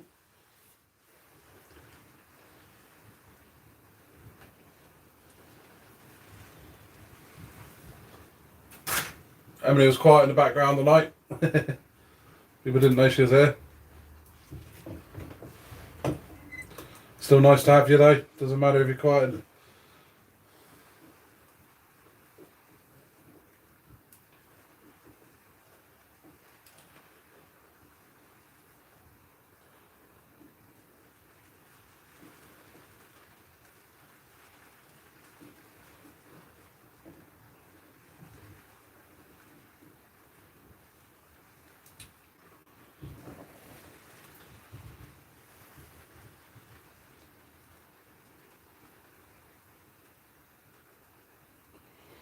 Yeah, so yeah, you also come with LSDs and come with a couple of extra shims as well, so you can shim up the diff case if you want to.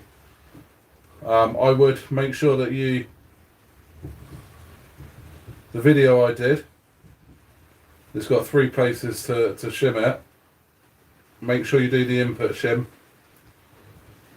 That's one of, in my eyes, probably the most important one. If you get that right, you're laughing.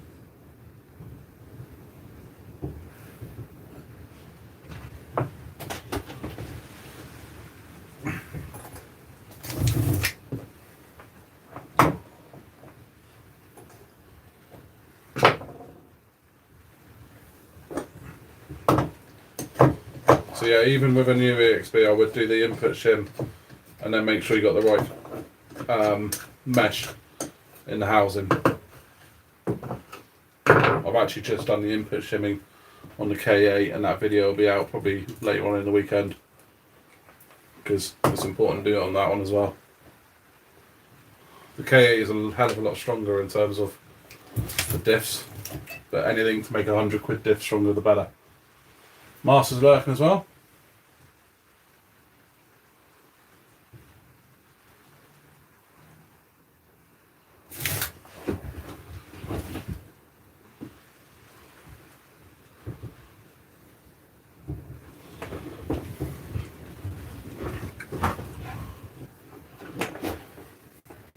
You had a work bench should be in it.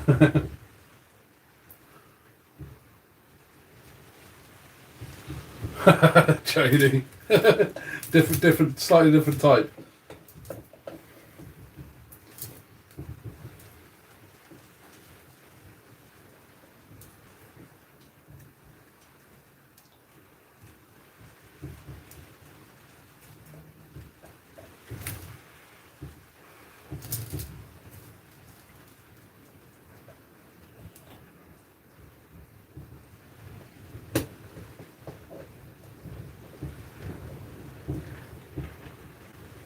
Oh, that's hot.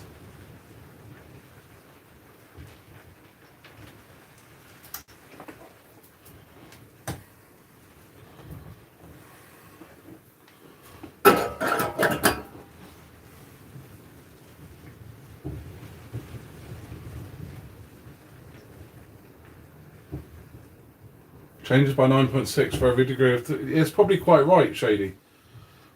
Oil changes massively with temperature. Doesn't matter what it's made of. And if you're on a... Like, I've been out here when I was building the K8 and I was doing the diffs. Trying to get oil, like 500k oil out of a squeezy bottle was a nightmare. It was so cold and so solid. No worries, Killer Bernie. But yeah, check out, there's the input shimming. It's the same as the K6 for the input shimming. So I've got a video just on that, and a video of putting the shims in the side as well.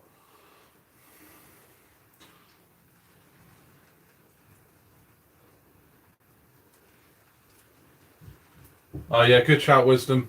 I'm not. I probably should have had some eye protection on them, especially with the, and also a bit of an extractor. Soldering does sting. I just don't have one there.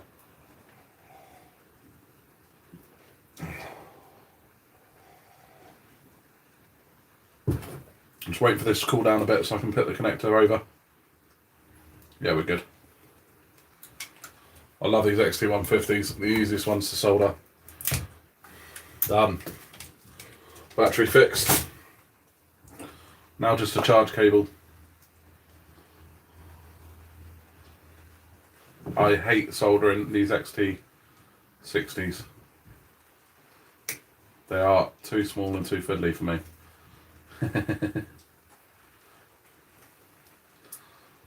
These are just what I use for my charger, but they drive me bloody crazy, I ain't gonna lie.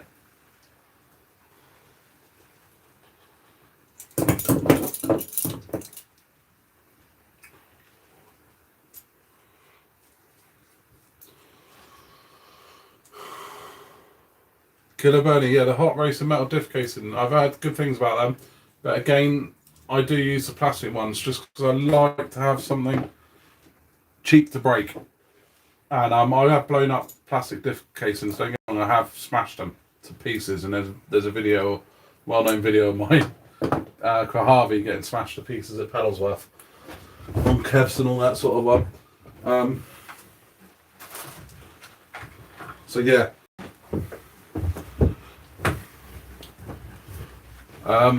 I run the plastic ones, but I would be tempted with a Hot Racing one for the rear. Cheers, Predator. Cheers for coming along.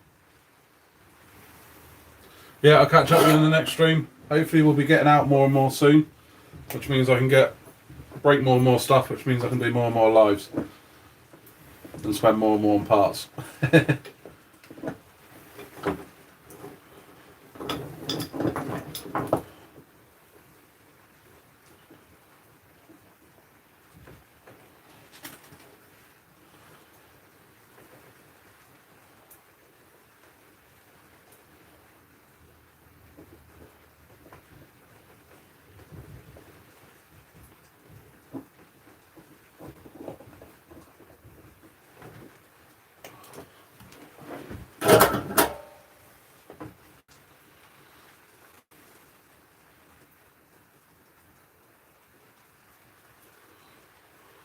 'Trying to find 500,000 in Australia. Just get close to it. If I'm honest, if you're 50,000 away or whatever, it's not going to be the end of the world. Just get what you can get. Unless you're like a proper racer and 1,000 makes a difference to you. If you can get 400,000, that'll do. Right, that's that one fixed. I am out of stuff to fix tonight, believe it or not. Apart from that Typhoon.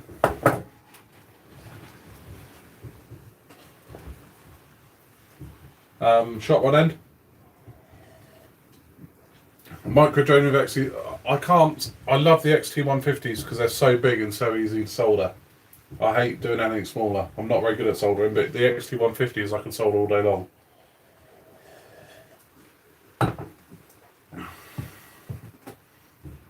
EC3 the Suki, yeah. Anything small is hard work. I'm not going to lie.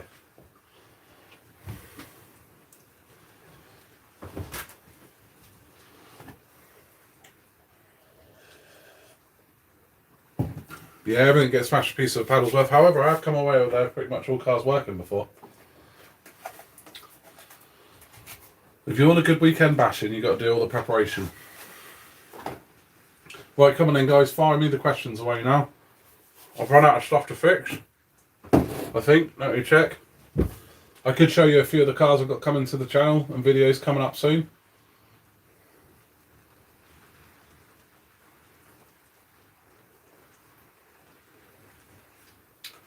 Yeah, do the shimming. The shimming's important on the diffs.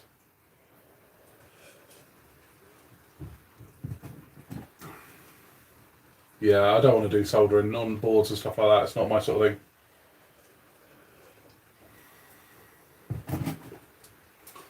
Yeah, XT150 is 150 amp capable. I've actually melted XT90s before on 8S. So I moved to the XT150s and I wish I'd done it before because they're so easy to solder. Yeah, I could just talk, Master.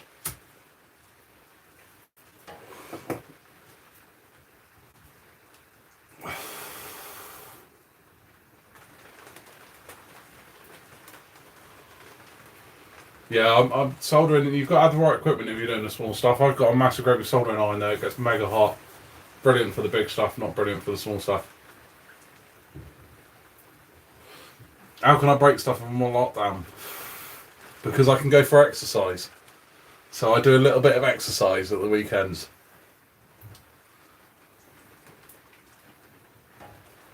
And take my cars with me.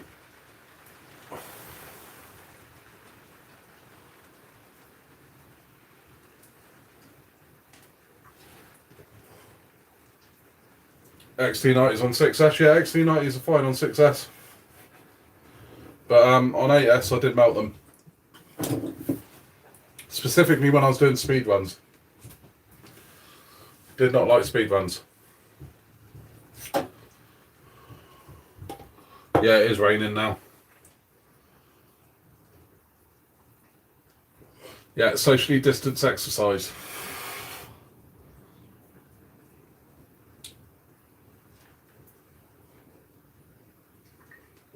Yeah, I run 100C or 140C. I think my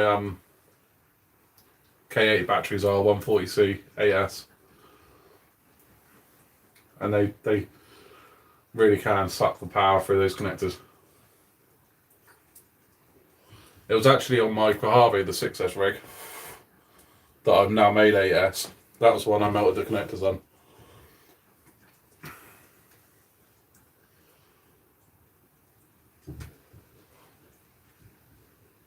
£60 times 4 for the motors.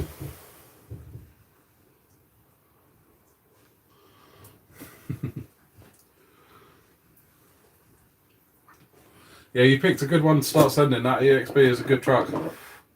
If you want a cheap upgrade, I mean, the chassis are pretty good compared to the standard ones, but they are going to bend if you start sending it stupidly high. It depends on how high you want to send it. So a suggestion probably for that is one of those bash bars from Radical. That's cheaper than a chassis. But if you're going to start stupidly sending it, you're going to at some point want to put the M2C chassis on it.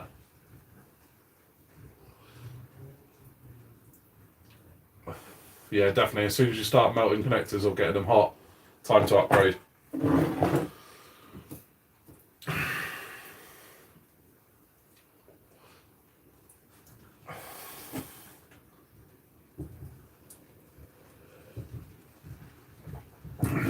Send it as high as possible and break it. So I'm hoping this rain stops because I need some dry weather to test out my special build.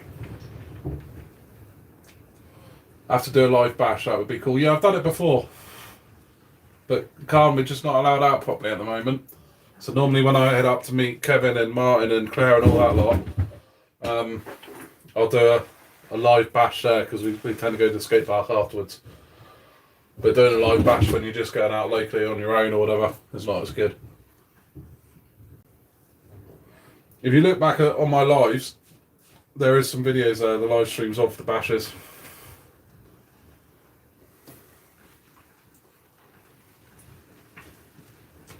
But you never get yourself in them because you're always doing the video. And I probably should put the camera facing me now.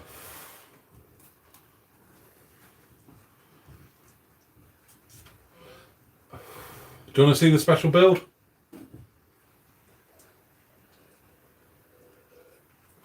It's my challenge to Kev, this build.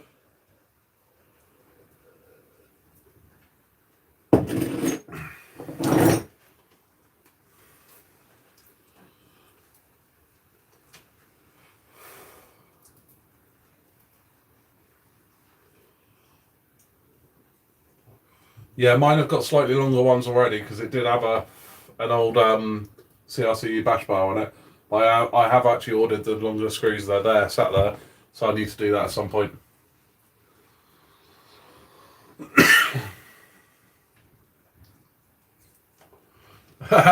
Kev's here. Kev's lurking. He wants to see the secrets. I just need some dry weather, Kev, and I'll be out there. I've got to challenge you. First one to 100 mile an hour on the grass. I was working on this today, actually.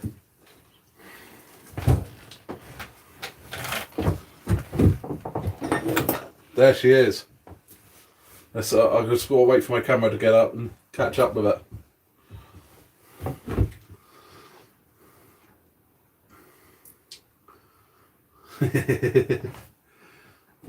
Who's going to be the first to 100 on grass, Kev? Me or you?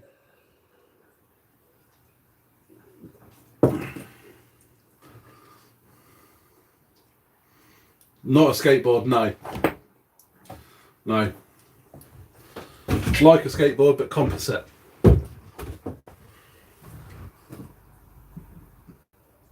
No, it's not a longboard. Longboard would be good, but not quite strong enough for what I want to do. It's got to have more flex in it than a longboard, ideally.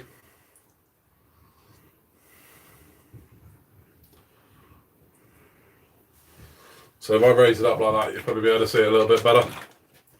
This is all ready to go. I just need some dry weather to go out there and give it a proper test.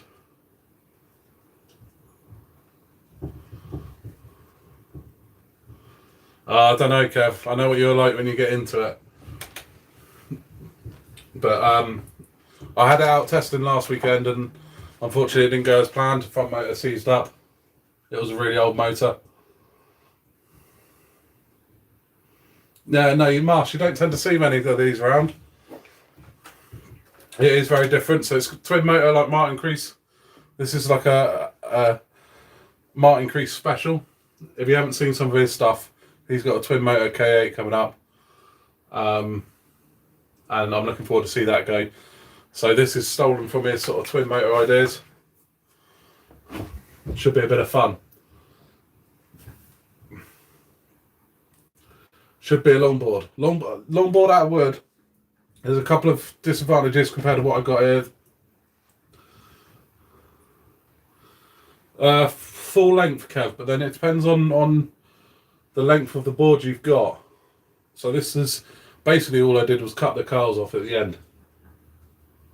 And I'm going to sort of test it as I go to see if it's too long, then I can start bringing it down, cutting it down.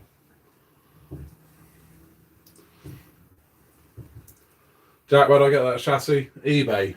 No, Facebook Marketplace. This chassis is the cheapest chassis I've ever bought. It's 15 quid.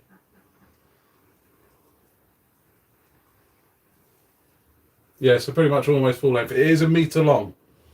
The chassis from end to end is a metre long.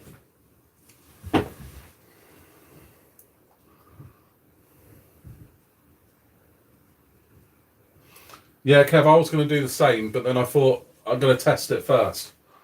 I'm going to test it for the length, and I think for the speed it might aid it a little bit. And then I was just going to cut down as I go. Yeah, so I think I've got a slightly shorter board, but bear in mind I cut off probably.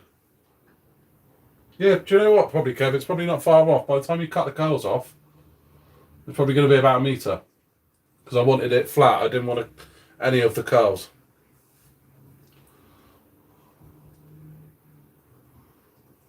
Yeah, it is very long. It's meant to be long. Basically, when you're trying to do speed runs on grass, the grass is actually incredibly grippy. And what it does, it grips onto the rear tyres and grips underneath the chassis and raises the chassis up so it wheelies. So my Harvey, I think, will probably do 85, 90 mile an hour on tarmac. But you get it on grass, and I think I've had 74 out of it. And it just, you can't keep the front end down, and the grass is so grippy. So time to go with something a bit longer. All the weight is at the front, so you've actually got 4 batteries on this. All the weight at the front. ESCs as far forward as I can get them. Everything at the front there, ready to go. Guess that's like mine's bigger than yours. But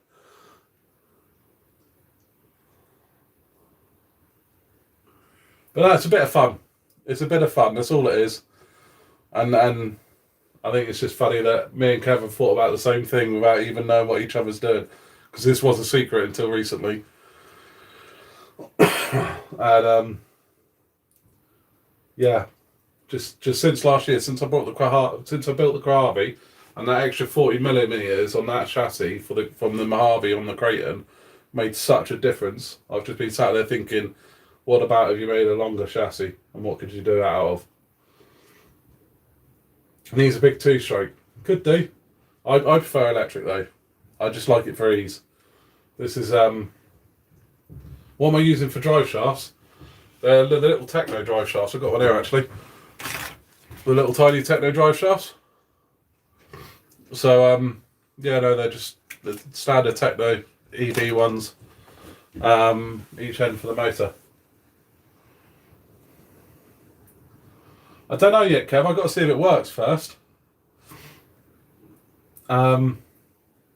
Potentially.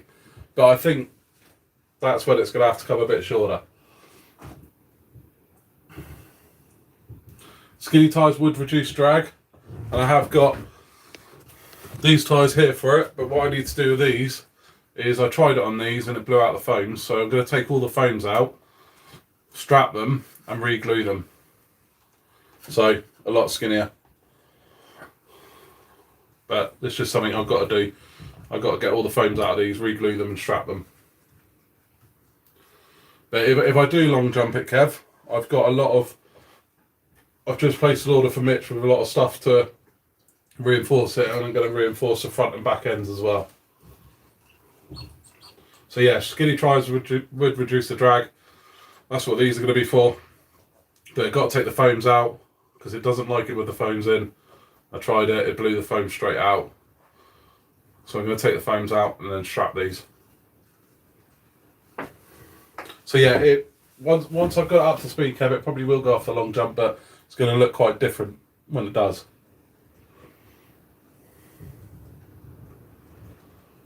Kev, you're not allowed to keep yours a secret from me now. You've got to share yours with me, and we can share our ideas. I know you've got a slightly different idea on it.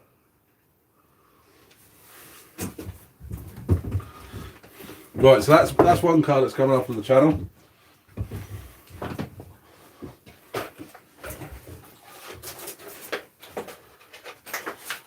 And this one actually lives up on the shed roof because it's so long.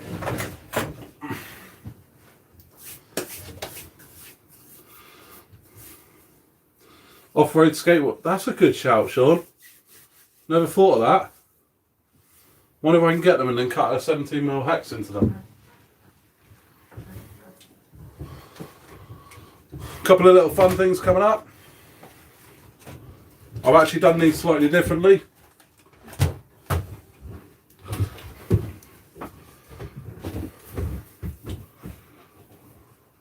Yeah, there's going to be a lot of testing there, RC Circus. Well, that's the whole idea of it, RC Circus. I want the middle to flex, but I want each end to be stiff. So I'm going to do something at each end to stop the flex. As soon as, because I only need it to be stiff where those tiny little drive shafts are, and make sure the bulkheads and everything are secured on there. So that's all you need it stiff for. The rest of it can flex. That's the idea of it. What, the longboard, the long build, no, it's 4-wheel drive. It's a motor each end. So it's actually 16S capable, it's going to be. 2 8S systems, either end.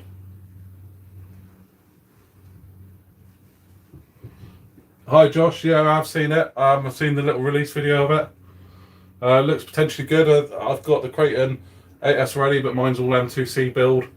That series is on the channel.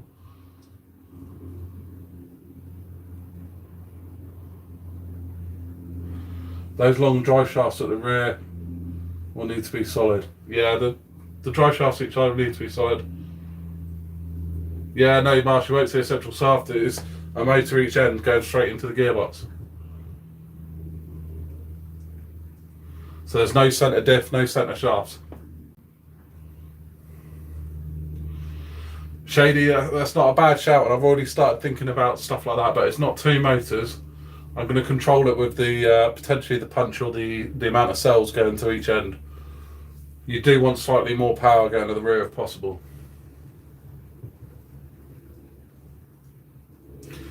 Yeah, I've just blown a arm on the rear. I've just literally fitted one now tonight. You've just missed it, but I've soaked that one in WD-40 for 5 days to see if that's any better.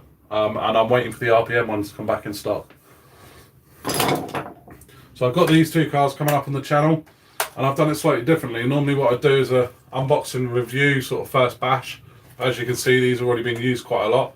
So I've had these for 2 months now and used them a hell of a lot. So I'm going to be doing a review on these after, I'll do an unboxing still and show you what's all in the box. But it's going to be a review 2 months down the line of owning it. Something a bit different.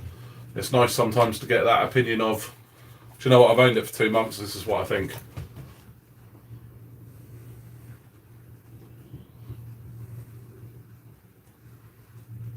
Four motors, 4 wheels. They do that. There is a bloke who's out there who's put 4 motors on a car. So I need to top up my drink again. But I wouldn't want to put motors on the outsides.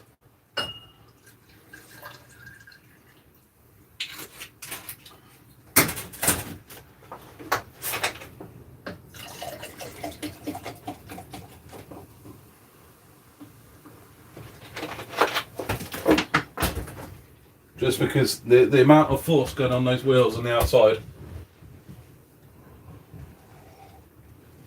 would be a lot when you land and jump. Yeah, the board is big enough. You could put more motors on it, you could, but you don't need to. I think I've got 2 BLX motors in there at the moment. I'm going to be running them on AS. Because it's only going to be short ones for speed ones. just straight line, no big issues. So I'm going to be running them on AS. But if they don't do what I want it to do, I want it to do 100 mile an hour on grass. If they don't do that, then I'll probably look at maybe a couple of TP motors to put in there.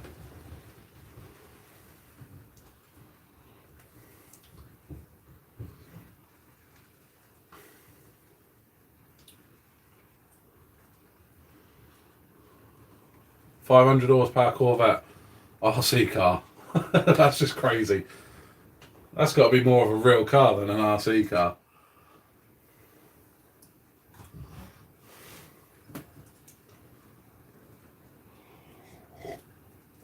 Josh, if I'm honest, I haven't run an LSD diff. I like the idea of an LSD rear diff. So that because I do like a car to slide at the rear, and I set all my cars up to slide at the rear. However, if it slides too much, it's not good. So I do like the idea of an LSD at the rear.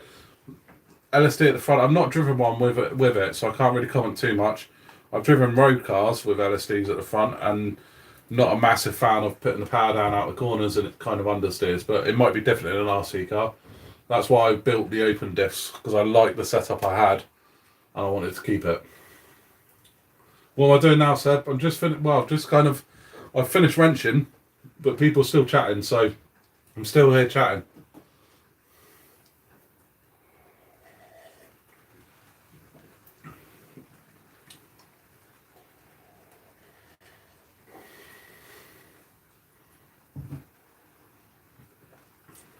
Yeah, Wisdom, if you put 4 motors in, you wouldn't necessarily need diffs at all. You could actually put them in the wheels.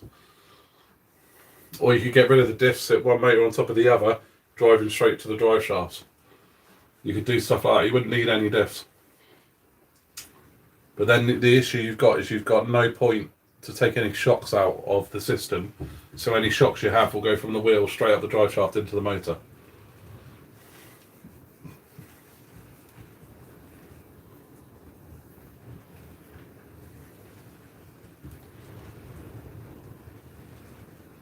Yeah, I can imagine 500 horsepower car ain't going to stop very quickly.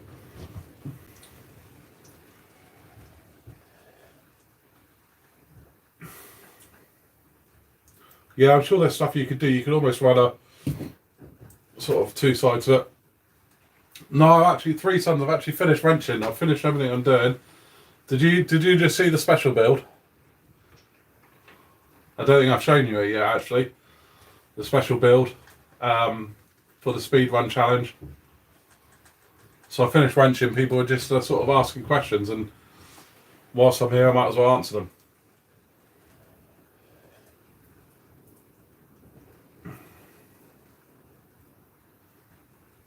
Need a good CV to save some shock, yeah. But yeah, 3 sons, I'm all done.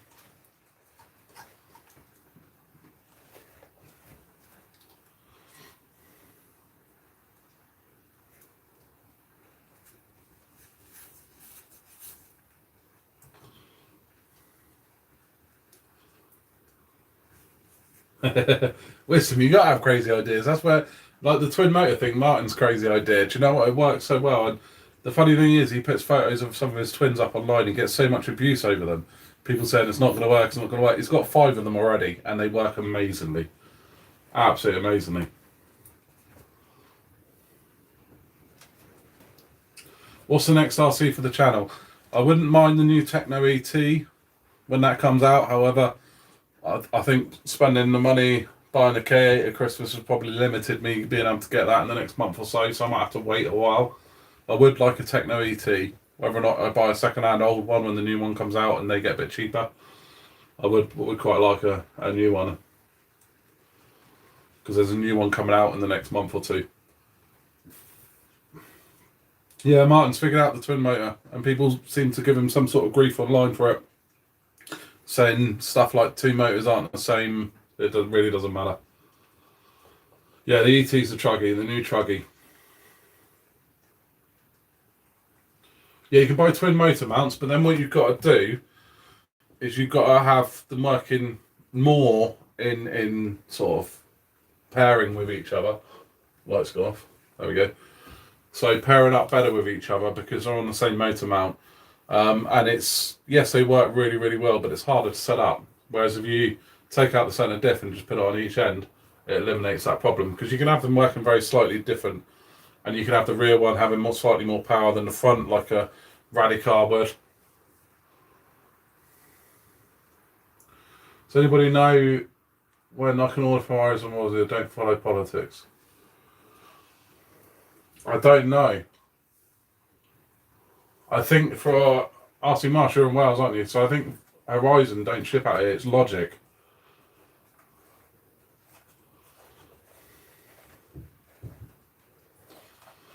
So it's not necessarily more power, but it eliminates the centre diff. And that's the thing. It's effectively the same amount of power, but it eliminates the centre diff, and it eliminates the motors working on the same spur gear, so it eliminates any problem of unbalanced motors.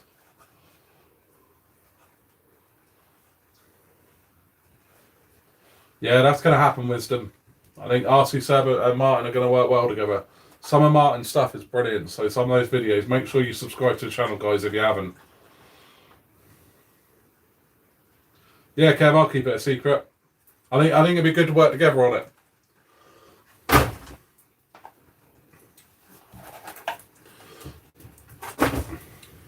Because I know yours is going to be slightly different to mine.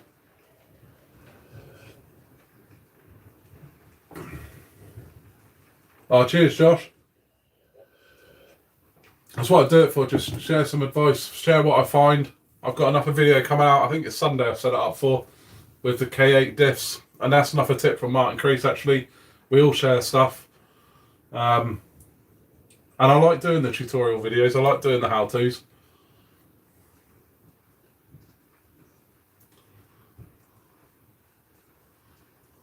Ah, okay, Wisdom, it used to be Wazzy and Khan. I remember. Yeah, Mars, I think that is an old website. I think Logic took over the Horizon stuff.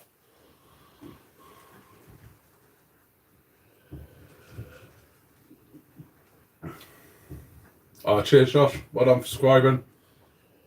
Oh, yeah, Kev's video was brilliant earlier today. That had me laughing away. And I had to screenshot the Armour fanboy. We're going to have to all dress up like that one day, Kev.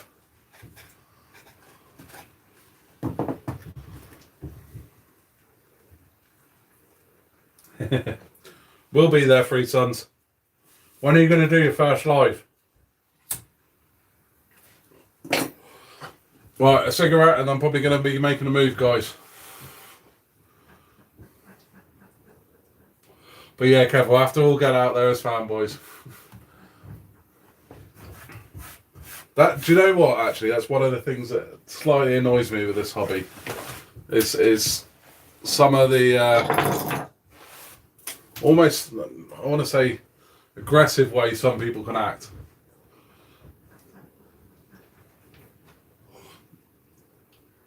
I have Techno, Traxxas, Armour, EA Sheen, WL Toys, all sorts, and they're all good fun. And I went out last weekend, and I broke shot run end on the Kohavi, shot run end on the Typhon.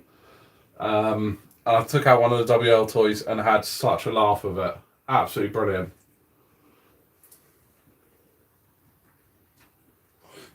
RC Marsh, you're bound to. You're on every live stream. Everyone knows you. Marsh, you can't say WL Toys suck. I really... This thing I took out of the weekend at a skate park, gave it hell, and nothing broke. And as I said, I've got a review coming up on the channel, but I've done it differently. Not just for one bash review. I've had them for 2 months now, given them hell. So I'll be telling everybody how I found them after 2 months. So I've got that one. And that one. Because obviously, I've done reviews before. Taken it out for a first bash, told you what I thought. But I think it's actually quite nice when someone's had it for a couple of months. Giving it hell, you can see how filthy they are. It's nice to get a bit of an opinion after a couple of months. Cheers, Calm. Cheers for coming along.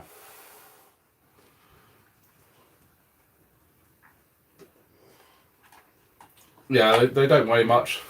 They barely ever break. I've not actually broken either of them, and I've given them hell. Gravel, clay pit, skate park, the lot. So I'm going to do the reviews on them, and then I think I'm going to make one of them 3S brushless. And get crazy speeds out of it and crazy sends.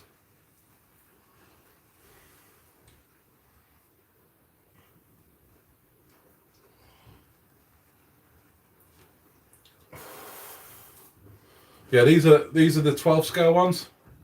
So the slightly bigger version of the 14th they did. Now they brought out a 10th scale as well.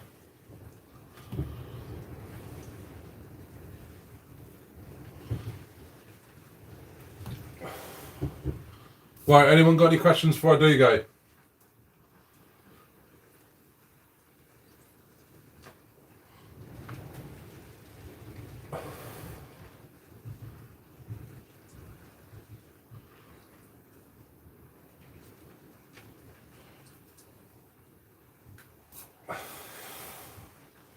Shot tower's bent. Nope. That one's straight. That one hasn't really got any shot towers. Well, it has, but they're kind of covered, so they'll never really bend.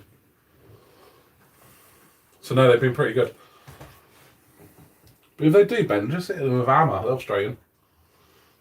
To be fair, I normally break everything. No worries, Dan. Cheers for coming along.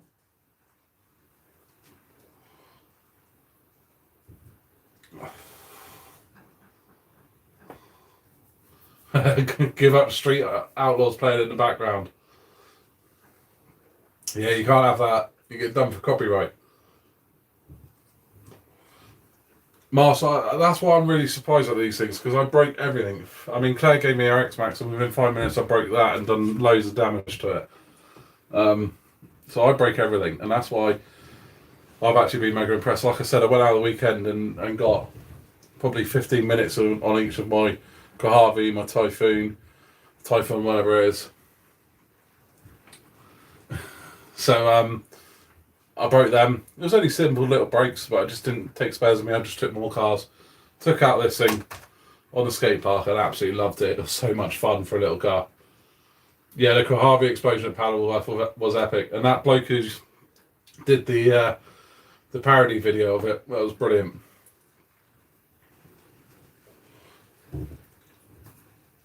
See you later, Killer Bernie. Yeah, I've got the radio link and the gyro. I use the gyro as well. I love the radio link. The only thing I've done, I think, I've not the screw off the aerial, so the aerial spins around because I think I've not the screw off inside. So I just need to take it apart and put the screw off. But that's down to me. I chuck everything in a big carrier bag when I go. But love it. It's definitely got the best range of any radio I've used. The Dumbos are really good as well. However, there's one place we go with the Dumbos that seems to get a little bit of interference. The Fly Skies, the cheap Fly Skies I used to really love. But up at Arc Raceway, the skate park near there, can't use them there because they get interference.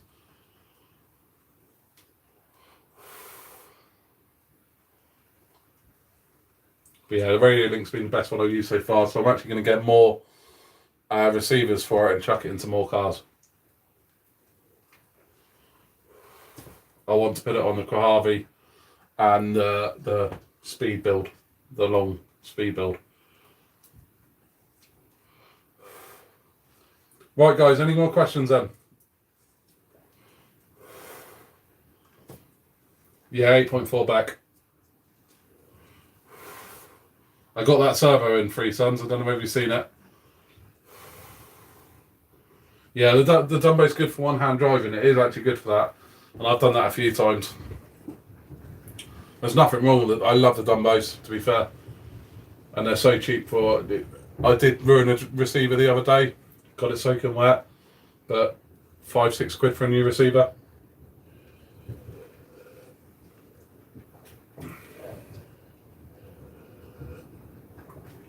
But yeah, the radio link is really good. And the receivers aren't much for that as well. I think you can get them for £8 or £9.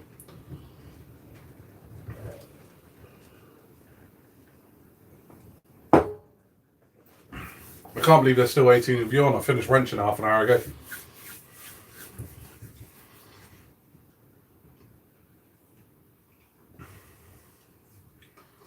Yeah, I've got 2 Dumbo RCs and each of them are connected to about 3 cars. Probably will get enough for one. The thing is, I can't connect too many cars to one thing because my boy comes out with me. So if I have all the cars connected to one controller, we can't both use them.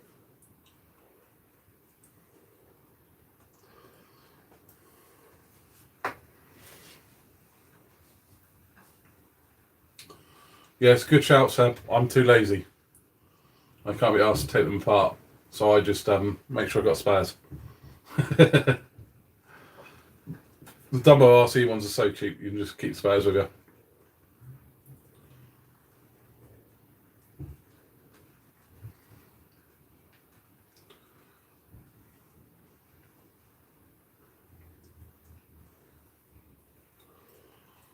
Yeah, Kev, you can bind as many as you want to. You can bind the Dumbo to as many as you want, but 3 Sons is the same as me. He's got his kids that go out with him. So if you bind everything to one controller, you can only use one car at a time.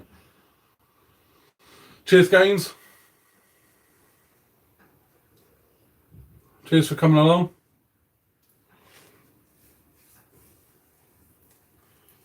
Right, guys, it's 10 to 1 here.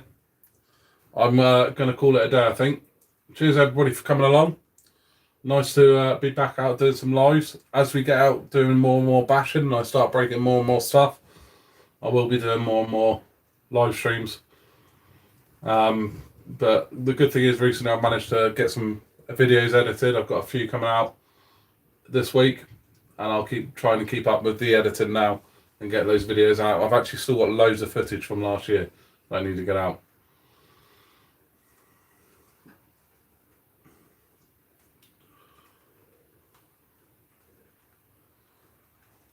Right, night everyone. Cheers for coming on. See you later.